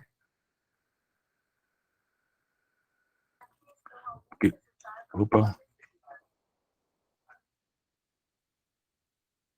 Gente, eu queria saber também aí se vocês têm mais perguntas aí, porque vocês estão com o bambambam aqui, cara. Qualquer coisa. Vocês podem perguntar que eu tô aqui para responder também, viu, gente? Não fiquem com receio, não. Que pergunta besta é pergunta que não é feita. Não, e assim, aquela pergunta que todo mundo faz, mas a resposta é fundamental, né? Quanto tempo a pessoa fica, né? Parece uma pergunta muito simples, né? Para quem já conhece hipnose não verbal, mas não, cara, para quem não conhece, é fundamental você saber que depende da pessoa, depende do caso. É uma resposta importante para uma pergunta que aparentemente é simples, né? Sim. Ó, quer ver outra pergunta simples? Mas que horas que eu dou a sugestão? A gente não precisa dar sugestão. Não Vocês tem. vão ver no curso, não tem sugestão verbal nenhuma. É tudo não verbal. Tudo não verbal. Você pega uma pessoa que está tensa, quem já fez massagem aqui, ou quem aplica massagem, está cansado de ver isso. A pessoa que está tensa, ela joga a tensão pro músculo. A hipnose não verbal age nisso. Nossa, mas eu vou ter que aprender massagem para fazer hipnose não verbal? Não. Só que se você souber tirar nó de tensão, você vai ver o quanto isso vai ficar potencializado lá dentro. O Giancarlo é fisioterapeuta. O cara entende de acupuntura, de medicina chinesa e etc. Eu tô começando a estudar medicina chinesa, justamente para entender que ponto, e gente, a quantidade de ponto que esse negócio tem é absurdo, mas ajuda muito. Ah, mas eu preciso disso? Não, não. Realmente vocês não precisam disso para ter um puta resultado. É só fazer. Mas não tem que fazer, não tem que dar sugestão, não. É de boa. Agora, uma coisa que é bem legal, que foi uma coisa que eu percebi ao estudar hipnose não verbal, é como a minha percepção do meu cliente para a hipnose verbal aumentou. Porque como eu tenho que, na hipnose não verbal, uma coisa que você fala o tempo todo no curso é a calibragem, a calibragem, a calibragem. A calibragem nada mais é do que a percepção do outro. Exato. E aí, quando você aumenta essa percepção do outro, na própria hipnose verbal, você vai perceber, porque a hipnose verbal tem a questão do seu ritmo, né? O ritmo que você está indo, se está rápido demais, está devagar demais, se você precisa metaforizar mais ou metaforizar menos, é a sua percepção do outro, né? Sim. E é uma conexão empática também, né? Agora, na hipnose não verbal, ela é fundamentalmente isso. Na minha percepção, ela é fundamentalmente isso. Então, esse treino cria musculatura para o treino da verbal também. Cara, ele cria musculatura pro treino da vida. É que parece muito que eu tô oferecendo um método de reconexão com Deus, mas não é, cara. A sua percepção da vida muda, assim, muito, absurdo. Gogo, mas você é paulistano, você tá acostumado a parar a 6 metros do carro da frente, etc. Não, gente, é sério, muda muito a percepção. Ó, tá perguntando aqui, a Cristiane tá perguntando, Gogo, no curso você ensina desde o primeiro atendimento, nunca assisti ao vivo. No curso eu ensino tudo, absolutamente tudo que tem de fundamento da hipnose não verbal. Eu ensino a aplicar de diversas maneiras diferentes e ensino a usar na clínica. Então, assim, a pessoa, você, por exemplo, Cris, você vai entrar crua no curso. Eu garanto que você vai sair aplicando a hipnose não verbal na sua clínica. O Giancarlo tem uma pegada diferente. Eu aprendi com ele, por isso que eu falo tanto. Mas quem desenvolveu a aplicação na clínica desse jeito, quem pesquisou isso ao longo de alguns anos, fui eu. Eu desenvolvi esse método, esse método de ensino, na verdade, para que vocês consigam absorver o que eu levei anos para absorver, para que vocês absorvam em 2 dias e continuem a pensar sobre o assunto e desenvolver. Eu não quero ser o professor que vai falar assim, tem uma base de fã fodida e tudo que eu lançar compra. Não, eu só quero que vocês aprendam certo a usar certo para vocês desenvolverem o modo de vocês usarem. É essa que é a minha pegada para o mundo que eu quero deixar. A gente que eu ensinei a pensar além do óbvio. Isso é bem percebido. Bem percebido. O Ivan, ele perguntou isso antes e eu acabei não deixando passar. No caso de tratamento de dores, a hipnose não verbal é mais indicada do que a indução por relaxamento? Bom, eu tenho uma opinião sobre isso, mas fala você primeiro. Cara, é assim, eu vou fazer hipnose para dor. Tá, que dor? Como que é o nome daquele quadro que a pessoa tem diversos pontos de dor no corpo? Você tá falando fibromialgia? Isso, é que eu sempre esqueço, cara. Tá. TDA, aceitem que eu sou assim que dói menos. Fibromialgia, eu acho muito mais fácil, muito mais eficaz por testar com pessoa, com a hipnose não verbal, tá? A hipnose verbal, o relaxamento, ele não funciona para dores que são constantes, cara. Ele funciona para uma dor na hora, porque ele não vai resetar, sabe? Ele não tem um processo de trabalhar realmente o centro de dor ao ponto de causar uma dessensibilização ali o relaxamento. Eu digo agora, a atenção da hipnose não verbal faz isso. Eu vejo assim, para lidar com dor, se você tem 10 técnicas, você usa as 10. Se você conhece 100 técnicas, você usa 100, porque a pessoa que sente dor, alguma técnica vai dar mais certo do que outra, e se ele tiver uma melhora de 20%, tá valendo. Dependendo da dor, ainda mais dor crônica. Guto, você estava com o microfone aberto, eu só fechei porque, pro deixar o Gogo concluir, você queria fazer alguma pergunta? Se alguém quiser levantar a mãozinha também e falar, em vez de digitar, fica à vontade. Você É que queria eu falar me alguma perco, é que eu me perco muito fácil, cara. Eu vi o Sérgio já se ligou, já eu vi o microfone piscando, ai caralho, fudeu. Eu sou Eu vou assim me também. perder. Eu sou assim também, mas como hoje eu tô de gestor do processo, mas... ó, Ivan tá querendo falar. Fala aí, Ivan. Caramba, se deixar eu falo mais que o Gogo aqui. Por mim, Brincadeira, por mim, sacanagem. pode falar, manda ver que nós estamos aqui por dia, não estamos por hora. Tá certo. Vou até abrir a câmera aqui. Eu queria, na verdade, seguir naquela pegada do tratamento de dor. Eu tenho uma impressão de que, no caso, por exemplo, eu pensei uma coisa que é um pouco contrária, não contrária, mas enfim, seria um contrassenso a partir do que você falou. Eu tenho a impressão de que quando uma pessoa chega, por exemplo, com uma dor aguda, seria mais indicado aplicar a hipnose não verbal. Talvez justamente por ela estar com uma dor aguda. O que você pensa sobre isso? Ou é Cara, indiferente, tanto faz? O que você acha? acho que é questão de conduta. Eu tenho alunos, não só nós, par deles, que a primeira coisa que eles fazem no consultório é fazer hipnose não verbal. A primeira coisa. Porque dentro da conduta deles, eles dizem que as pessoas ficam mais relaxadas. Isso é meio óbvio, né? Porque a gente vai ter toda a distonia, depois o sistema parasimpático vai acabar equalizando todo o corpo. Eles dizem que a pessoa fica mais relaxada e mais propícia a qualquer outro tipo de processo. Fala que eu não usaria desse jeito? Imagina, usaria sim. Se eu sentir no feeling que, puta, a pessoa chegou, ela tá com uma dor de cabeça que eu tô sentindo que não vai passar, tô percebendo que pelo comportamento, etc, não vai passar. Eu vou carcar a hipnose não verbal com ela de pé ainda para segurar o queixo da mulher pra mulher cair pro chão. Não tô nem não, cara. Agora, falar assim, puta merda, é uma coisa que eu percebo que está atrelado a um comportamento. Quer ver uma coisa que eu odeio falar, mas eu acho que a melhor maneira é falando a palavra ganho secundário. A pessoa que tem um ganho secundário de falar que tem alguma dor, chega no consultório de terapia e fala, tô com dor.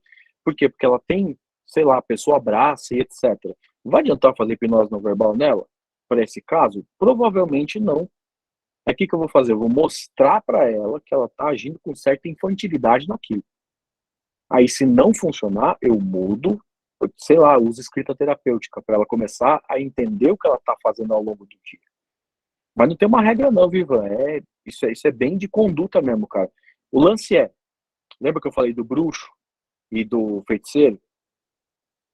Se você entende tudo que tá por trás, você sabe usar a parada. Aí você vai falar, puta, aqui vai caber certinho isso daqui. Usei e não funcionou como eu esperava. Pá, por que não usou? Volta na literatura, vê. Imediatamente eu vou voltar e vou fazer outra coisa para poder tirar a dor. Mega de boa. Fique sussa que dá pra usar do jeito que você quiser. Cristiano botou, somos magos. Hashtag somos magos. É, agora uma coisa que eu acho. Olha lá.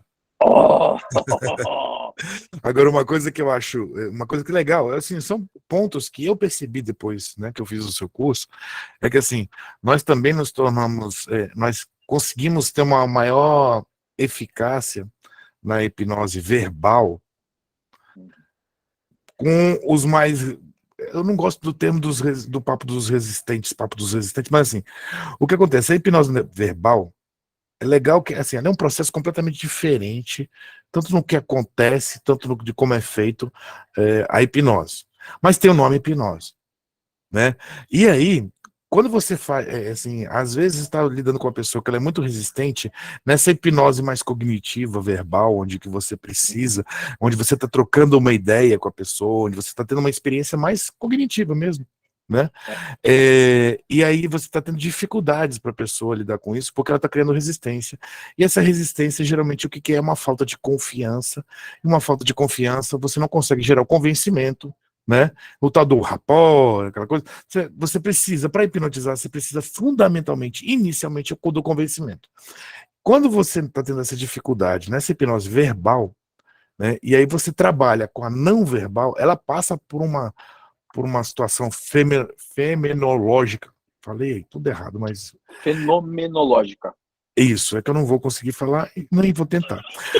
Então, né, mas vocês entenderam, ela vai passar por uma experiência dessa. Né? E mesmo sendo coisas separadas, né, ela passou por essa experiência que tem o nome hipnose. Então, Vai despir ela. o processo de convencimento, né? Porque assim, a hipnose verbal, ela depende do relaxamento para rolar, né? E a pessoa só relaxa quando ela está segura. E ela só vai ser segura quando ela está convencida. Então, às vezes, você usar a hipnose não verbal também como um mecanismo de convencimento é bem interessante também, né? Desde que você não permita que vá ao processo de catarse, ou que você Sim. entenda, entrou, virou catártico, agarra na mão de Deus e vai. Isso.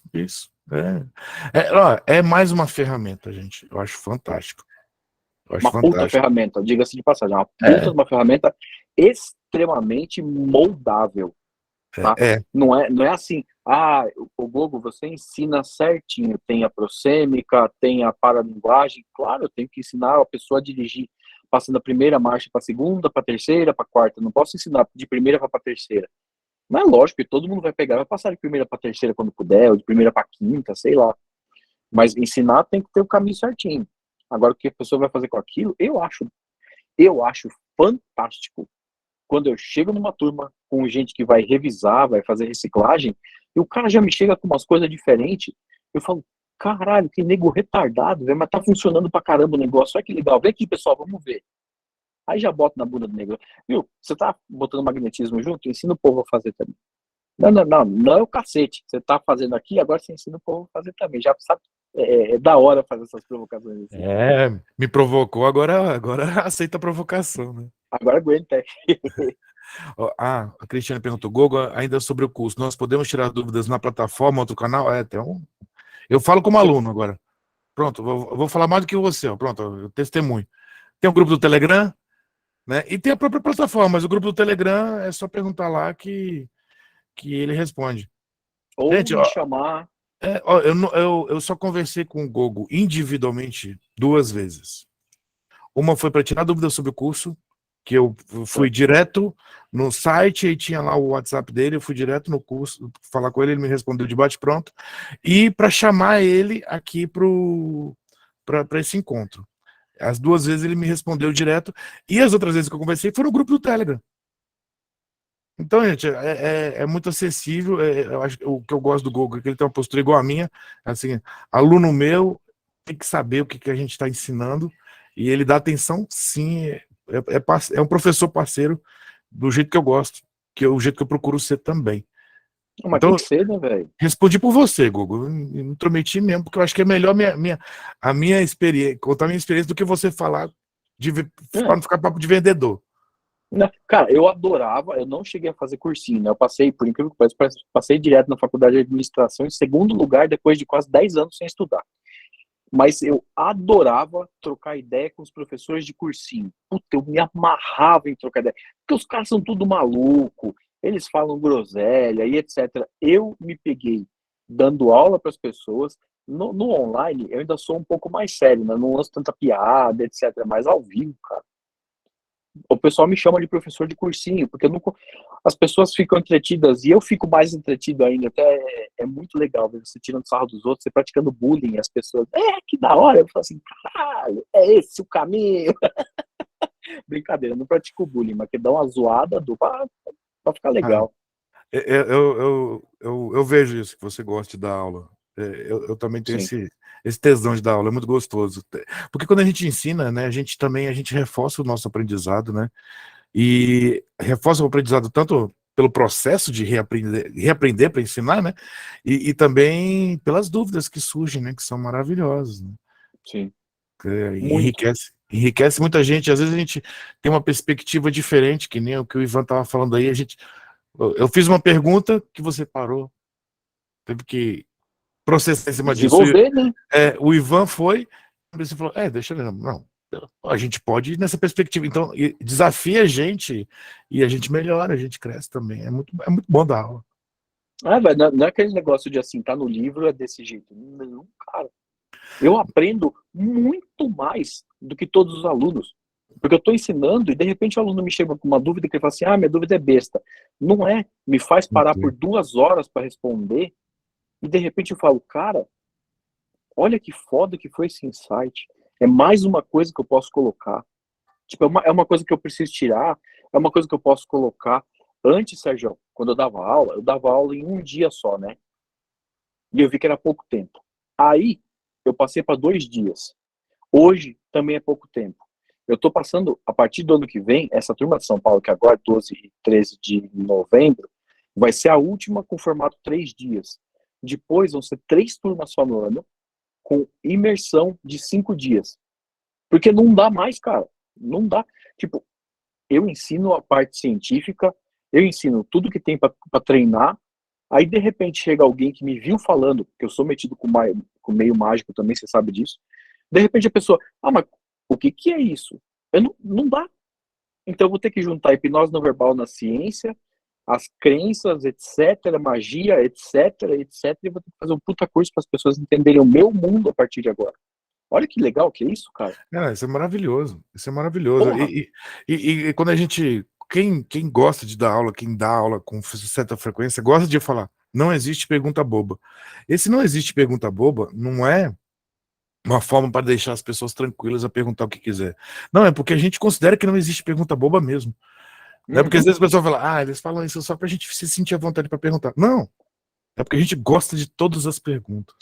Né? Sim, o governo me pegou numa turma, o governo do Lázaro também, né, velho? Ele sabe que eu entro na onda quando me perguntam sobre magnetismo, porque eu fiquei taxado como alguém que odeia magnetismo. Mal sabem as pessoas que eu também sou magnetista. Aí o Gouveia assim, ô professor, é essa hora aqui que usa o magnetismo, eu ranquei o cinto, velho. Eu dei uma cintada na bunda do Gouveia, que ele acho que deve estar roxo até hoje, faz 1 ano. Ninguém acreditou. Eu falei, nossa, eu não fiz isso, cara. Eu saí correndo atrás dele com o cinto na mão, os carros caindo. Muito foda. Fala aí. O Felipe está perguntando aqui sobre a anamnese, como deve ser ponto até levar no processo, né? Sobre a anamnese, como deve ser ponto até levar no processo HNV. Acho que tem alguma palavra errada aqui. Então, dá para entender o que é. Como que deve rolar a anamnese até entrar no processo de hipnose não verbal. E existem algumas coisas, e eu digo isso agora, entrando no estágio de responsável pela sementinha que eu planto. Existem algumas coisas que eu preciso mostrar como funciona. Eu preciso sentir as pessoas. Esse lance de anamnese não tem, não vou falar assim, não vou ensinar para vocês, não é isso. Mas eu não tenho como ensinar a anamnese se não for num vídeo específico, como tem, por exemplo, lá no curso online, ou como eu falo no curso presencial. Por quê? O melhor resumo que eu vou usar é uma frase que meu pai falava, e por incrível que pareça, o Giancarlo falou para mim isso em 2018 de maneira bem semelhante. A melhor terapia que existe é uma mesa de bar com um amigo de verdade.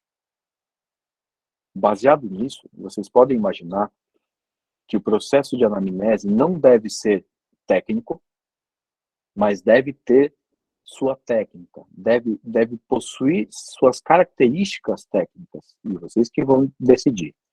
O processo de anamnese não deve ser formal, porque a formalidade inibe as pessoas. Ele deve ser informal, dentro da formalidade que você exige no seu consultório. E ele deve ser extenso ao ponto de você não querer escrever uma palavra sequer, mas ter que escrever algumas coisas importantes sobre a pessoa. Ou seja, é literalmente o começo de uma relação, sem transferências e contra-transferências, mas é algo muito íntimo, muito profundo, talvez muito mais profundo do que a própria hipnose que a gente vai usar, ao menos no começo do processo. Então, assim, não é uma coisa fácil, também não é uma coisa muito difícil, mas é uma coisa que demanda tempo e imaginação.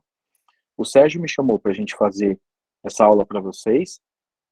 Falei, beleza, a gente não definiu nada, e faz 1h44 que a gente está conversando sem parar. Olha que foda.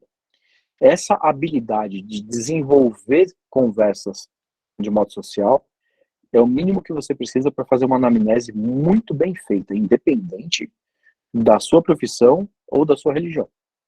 Eu penso isso. Eu acho também, eu gosto de agregar, né, nessas coisas assim. Eu acho que também, assim, a gente tem que ter algumas perguntas importantes, por exemplo, se já tem alguma questão psiquiátrica envolvida, tem aquelas perguntinhas, algumas perguntas-chave, né, nome completo, telefone, data de aniversário para mandar, mas eu acho que, assim, eu sou muito da linha da psicologia humanista, né, que o quanto que a conexão terapêutica é importante. Então, a anamnese, além de ser um momento de você conhecer o que você vai lidar, né, é o momento de você se conectar ao seu cliente, né? E a conexão terapêutica, ela não é do cliente para você, ela é de duas vias, né? Ela é de duas vias. Então é um momento em que você vai procurar se conectar. Então você tem que ter essa conexão empática com ele, né? E você tem que entender o problema dele, né? Então, assim, é mais importante, para entender o trabalho de anamnese, é mais importante você entender o objetivo da anamnese do que o que fazer na anamnese. Porque você vai buscar o objetivo, você não vai regrar o objetivo. Né? A gente o que eu sempre gosto de dizer assim, quando a gente lida com gente, a gente tem que saber que está lidando com a coisa mais complexa que existe no mundo. Né? Então, quanto mais regra a gente botar, pior fica o trabalho. Né? Bota, é verdade. Mas parâmetro e ferramenta, quanto mais, o que a bunda não falta, né?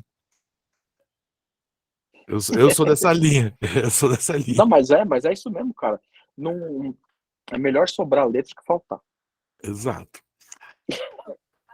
Gente, olha lá, daqui a pouco começa Pantanal, então é um momento que a gente começa a querer saber de vocês. Se vocês têm perguntas, se eu deixo... Não tem nada a ver com o Cantalso, né? Não, porque olha, você não sabe a importância dessa novela que tá rolando aí agora, cara. O pessoal tá pirando aqui com essa novela.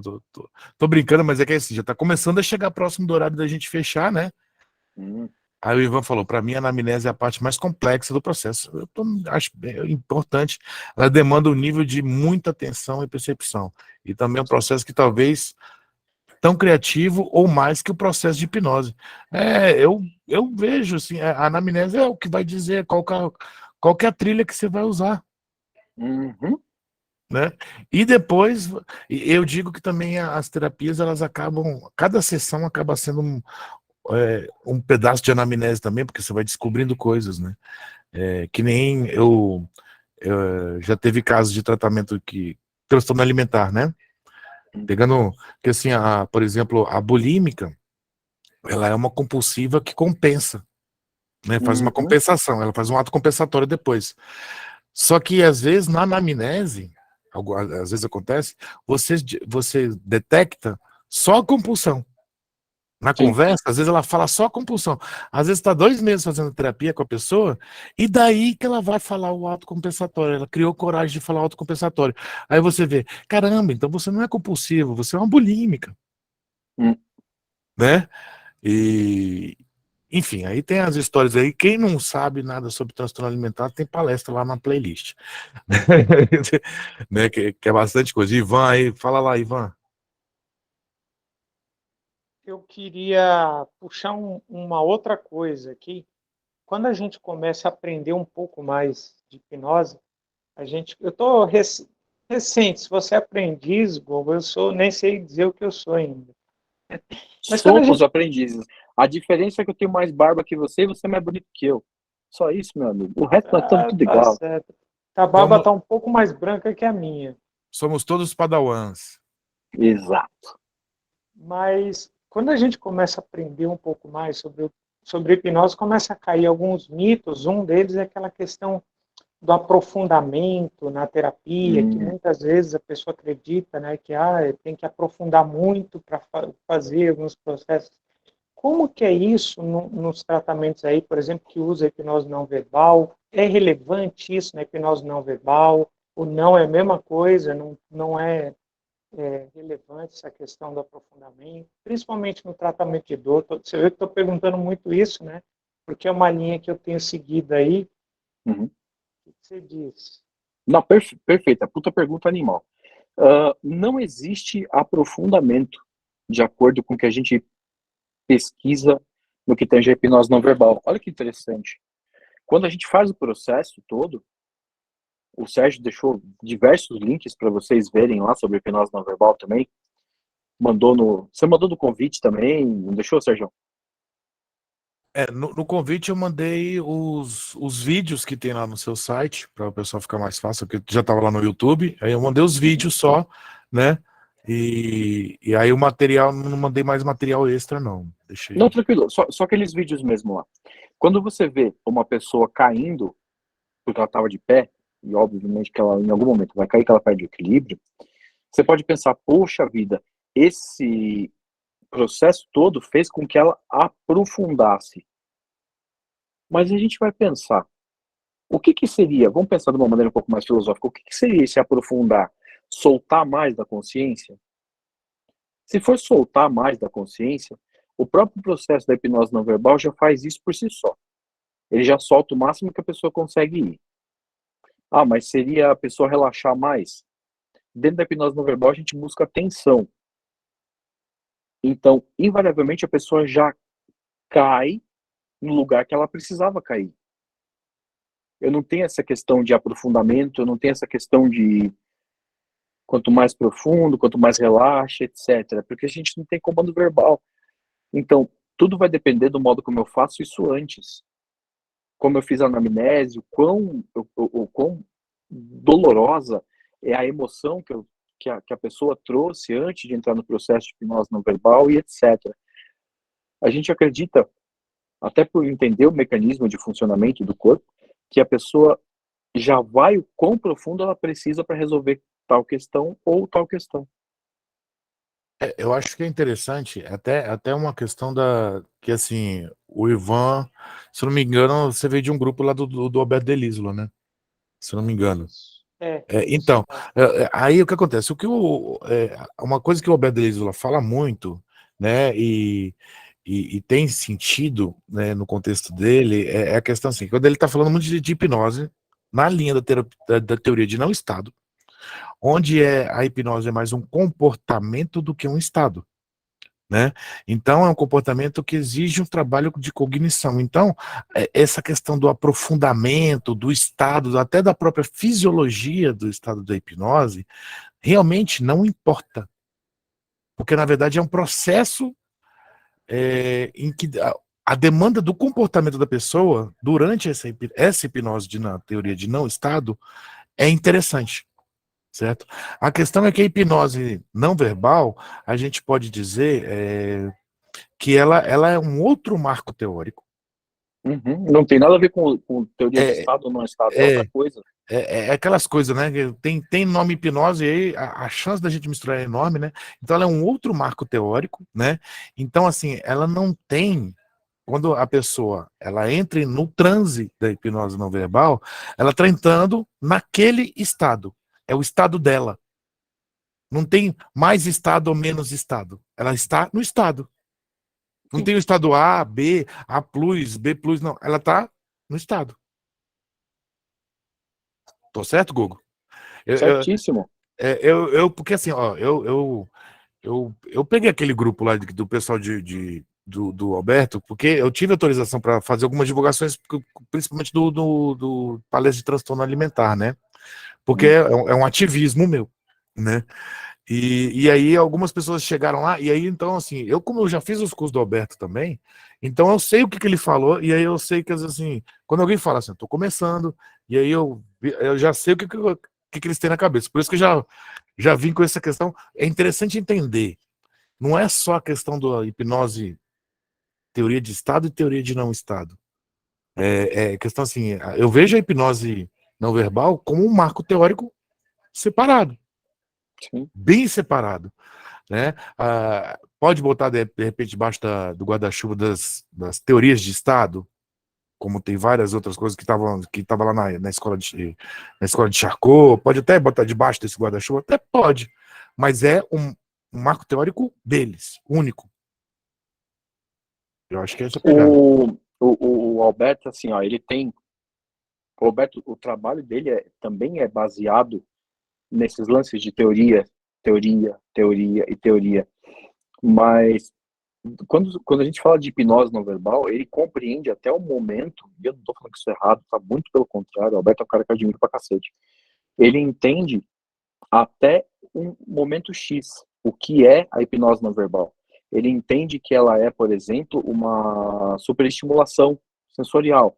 Em algum momento eu achei isso, mas de tanto estudar, meio que deixou de fazer sentido, Ele saca? conecta muito, por exemplo, as induções de choque, né? Sim, sim, mas que Ele também conecta tem muito. fator cognitivo. E a hipnose não verbal não tem fator cognitivo. E é assim, eu acho que para resumir isso tudo, eu sigo a escola, a linha original da hipnose não verbal, que não deveria nem chamar hipnose não verbal, que é a do Giancarlo barra do Marcello, que já faleceu faz muito tempo. O Albertinho, ele criou uma linha de pensamento dele, tentando mesclar o que ele já sabe, saca? Então são coisas distintas, assim, um segue o original e, tipo, eu tenho muito isso de seguir o original e fazer certinho, e o Albertinho acabou adaptando algumas coisas, e não foi tão profundo nisso, até porque o Alberto tem um leque de produtos muito grande, não é especialista em X coisa ou Y coisa, né? Como eu, por exemplo, sempre vou estar me especializando nisso, ou o Sergião tá no TA, são coisas bastante distintas, assim, sabe? Mas cada uma tem o seu valor, claro. Ah, sim. Não, eu fiz o curso de hipnose não verbal dele, né? É interessante as colocações dele, é interessante as colocações de neurociência dele também, né? Mas eu vejo que ele freou naquela história do efeito rebote, do hiperestimulação do simpático, que aí dá um efeito rebote, e o parasimpático, mas ele parou aí, Sim. né? E eu acho que Parou superficial pra caralho. Mas bem parou falado. aí. Parou aí, né? Eu acho que tem muito mais discussão a fazer. Eu acho que ficou bem claro para todo mundo aí que o que a gente teve aqui foi, assim, a, um pedacinho do bolo, né? Não pode dizer nem que é a cereja do bolo, né? Mas assim, é uma colher de chocolate no brigadeiro para 1.000 pessoas, porque tem coisa para caramba aqui para discutir em cima disso. Tem. Né? A gente tem muita coisa para discutir, é um assunto delicioso para discutir e espero aí, o Gogo, que de repente aí tem uns novos alunos para a gente estimular novos encontros lá no grupo, lá, que sempre quando entra gente nova, às vezes estimula aí o pessoal a fazer encontros dos alunos, né? Para a gente fazer as Sim. práticas online lá. Cara, velho, sempre que precisar, sempre que você quiser, eu tô à disposição, você sabe disso. Eu não preciso nem ficar falando. Não, alguém fala alguma coisa e fala, pô, vamos fazer uma prática. Já vi lá. Você é o primeiro a propor. É bem tranquilo. Sim, é que tem muita, eu percebi assim, tem muita, ao longo desse tempo todo que eu tô dando aula, tem muita gente que fala, não, eu não aprendi isso, eu não aprendi aquilo. A hora que você chama para dar a ferramenta, a pessoa apresenta resistência. É. E aí a gente entra no quesito, né? O que é a resistência? A resistência normalmente você encontra quando a pessoa que tem o problema encontra alguém que está disposto e vai resolver. A pessoa não quer deixar a merda quentinha que ela tá, ela fala, pá, resistência, tá aqui. É isso aí. Mas, cara, lá no grupo, você sabe, pediram, eu faço. Ah, puta, vamos fazer uma live com a galera? Vamos fazer uma aula aqui? Vamos, eu não tenho nenhum problema com isso, muito pelo contrário, eu gosto. Ah, o pessoal do teu grupo ali se reuniu um dia em São Paulo. Será que dá pra você mostrar pra gente como funciona? Véi, qualquer samba me diverte. Qualquer coisa que puder ensinar para as pessoas, eu ensino. Eu fui lá no Nino, há um mês atrás, sabe o Nino Denani? Uhum. Eu fui lá no templo dele falar disso. Achei mó barato, cara, porque tinha uns magos lá trocando ideia e tal. Falei, puta, legal, vamos que vamos. Uma puta de uma palestra legal. Animal. Ele é. O Nino, eu conheço ele mais do YouTube mesmo, né? Os papos dele são bem legais lá. Nossa, eu conheço o Nino há uns 10 anos, cara. Fui na casa dele, ele já foi em casa. Eu tenho foto dele caído da hipnose não verbal. Aí depois ele assim, não entrei. Aqui que não entrou, eu tenho foto do bichão com os braços pra cima, assim. O zóio revirando, né? O zóio revirando, né? Gente finíssima, cara. Moleque sangue bom. Ele parece ser um cara legal. Ó, eu vou parar a gravação agora, né? Tá. Meu momento blogueirinho. Não deixe de dar seu like, não deixe de se inscrever no canal quem está entrando agora. Agradeço e até o nosso próximo encontro. O nosso papo aqui continua um pouquinho para dar tchau. Obrigado demais, Gogo. Gogo, vó. Não tem outro jeito de dizer? Foi foda. Foi foda. Vou terminar o vídeo falando assim, foi foda. Nós estamos juntos, velho.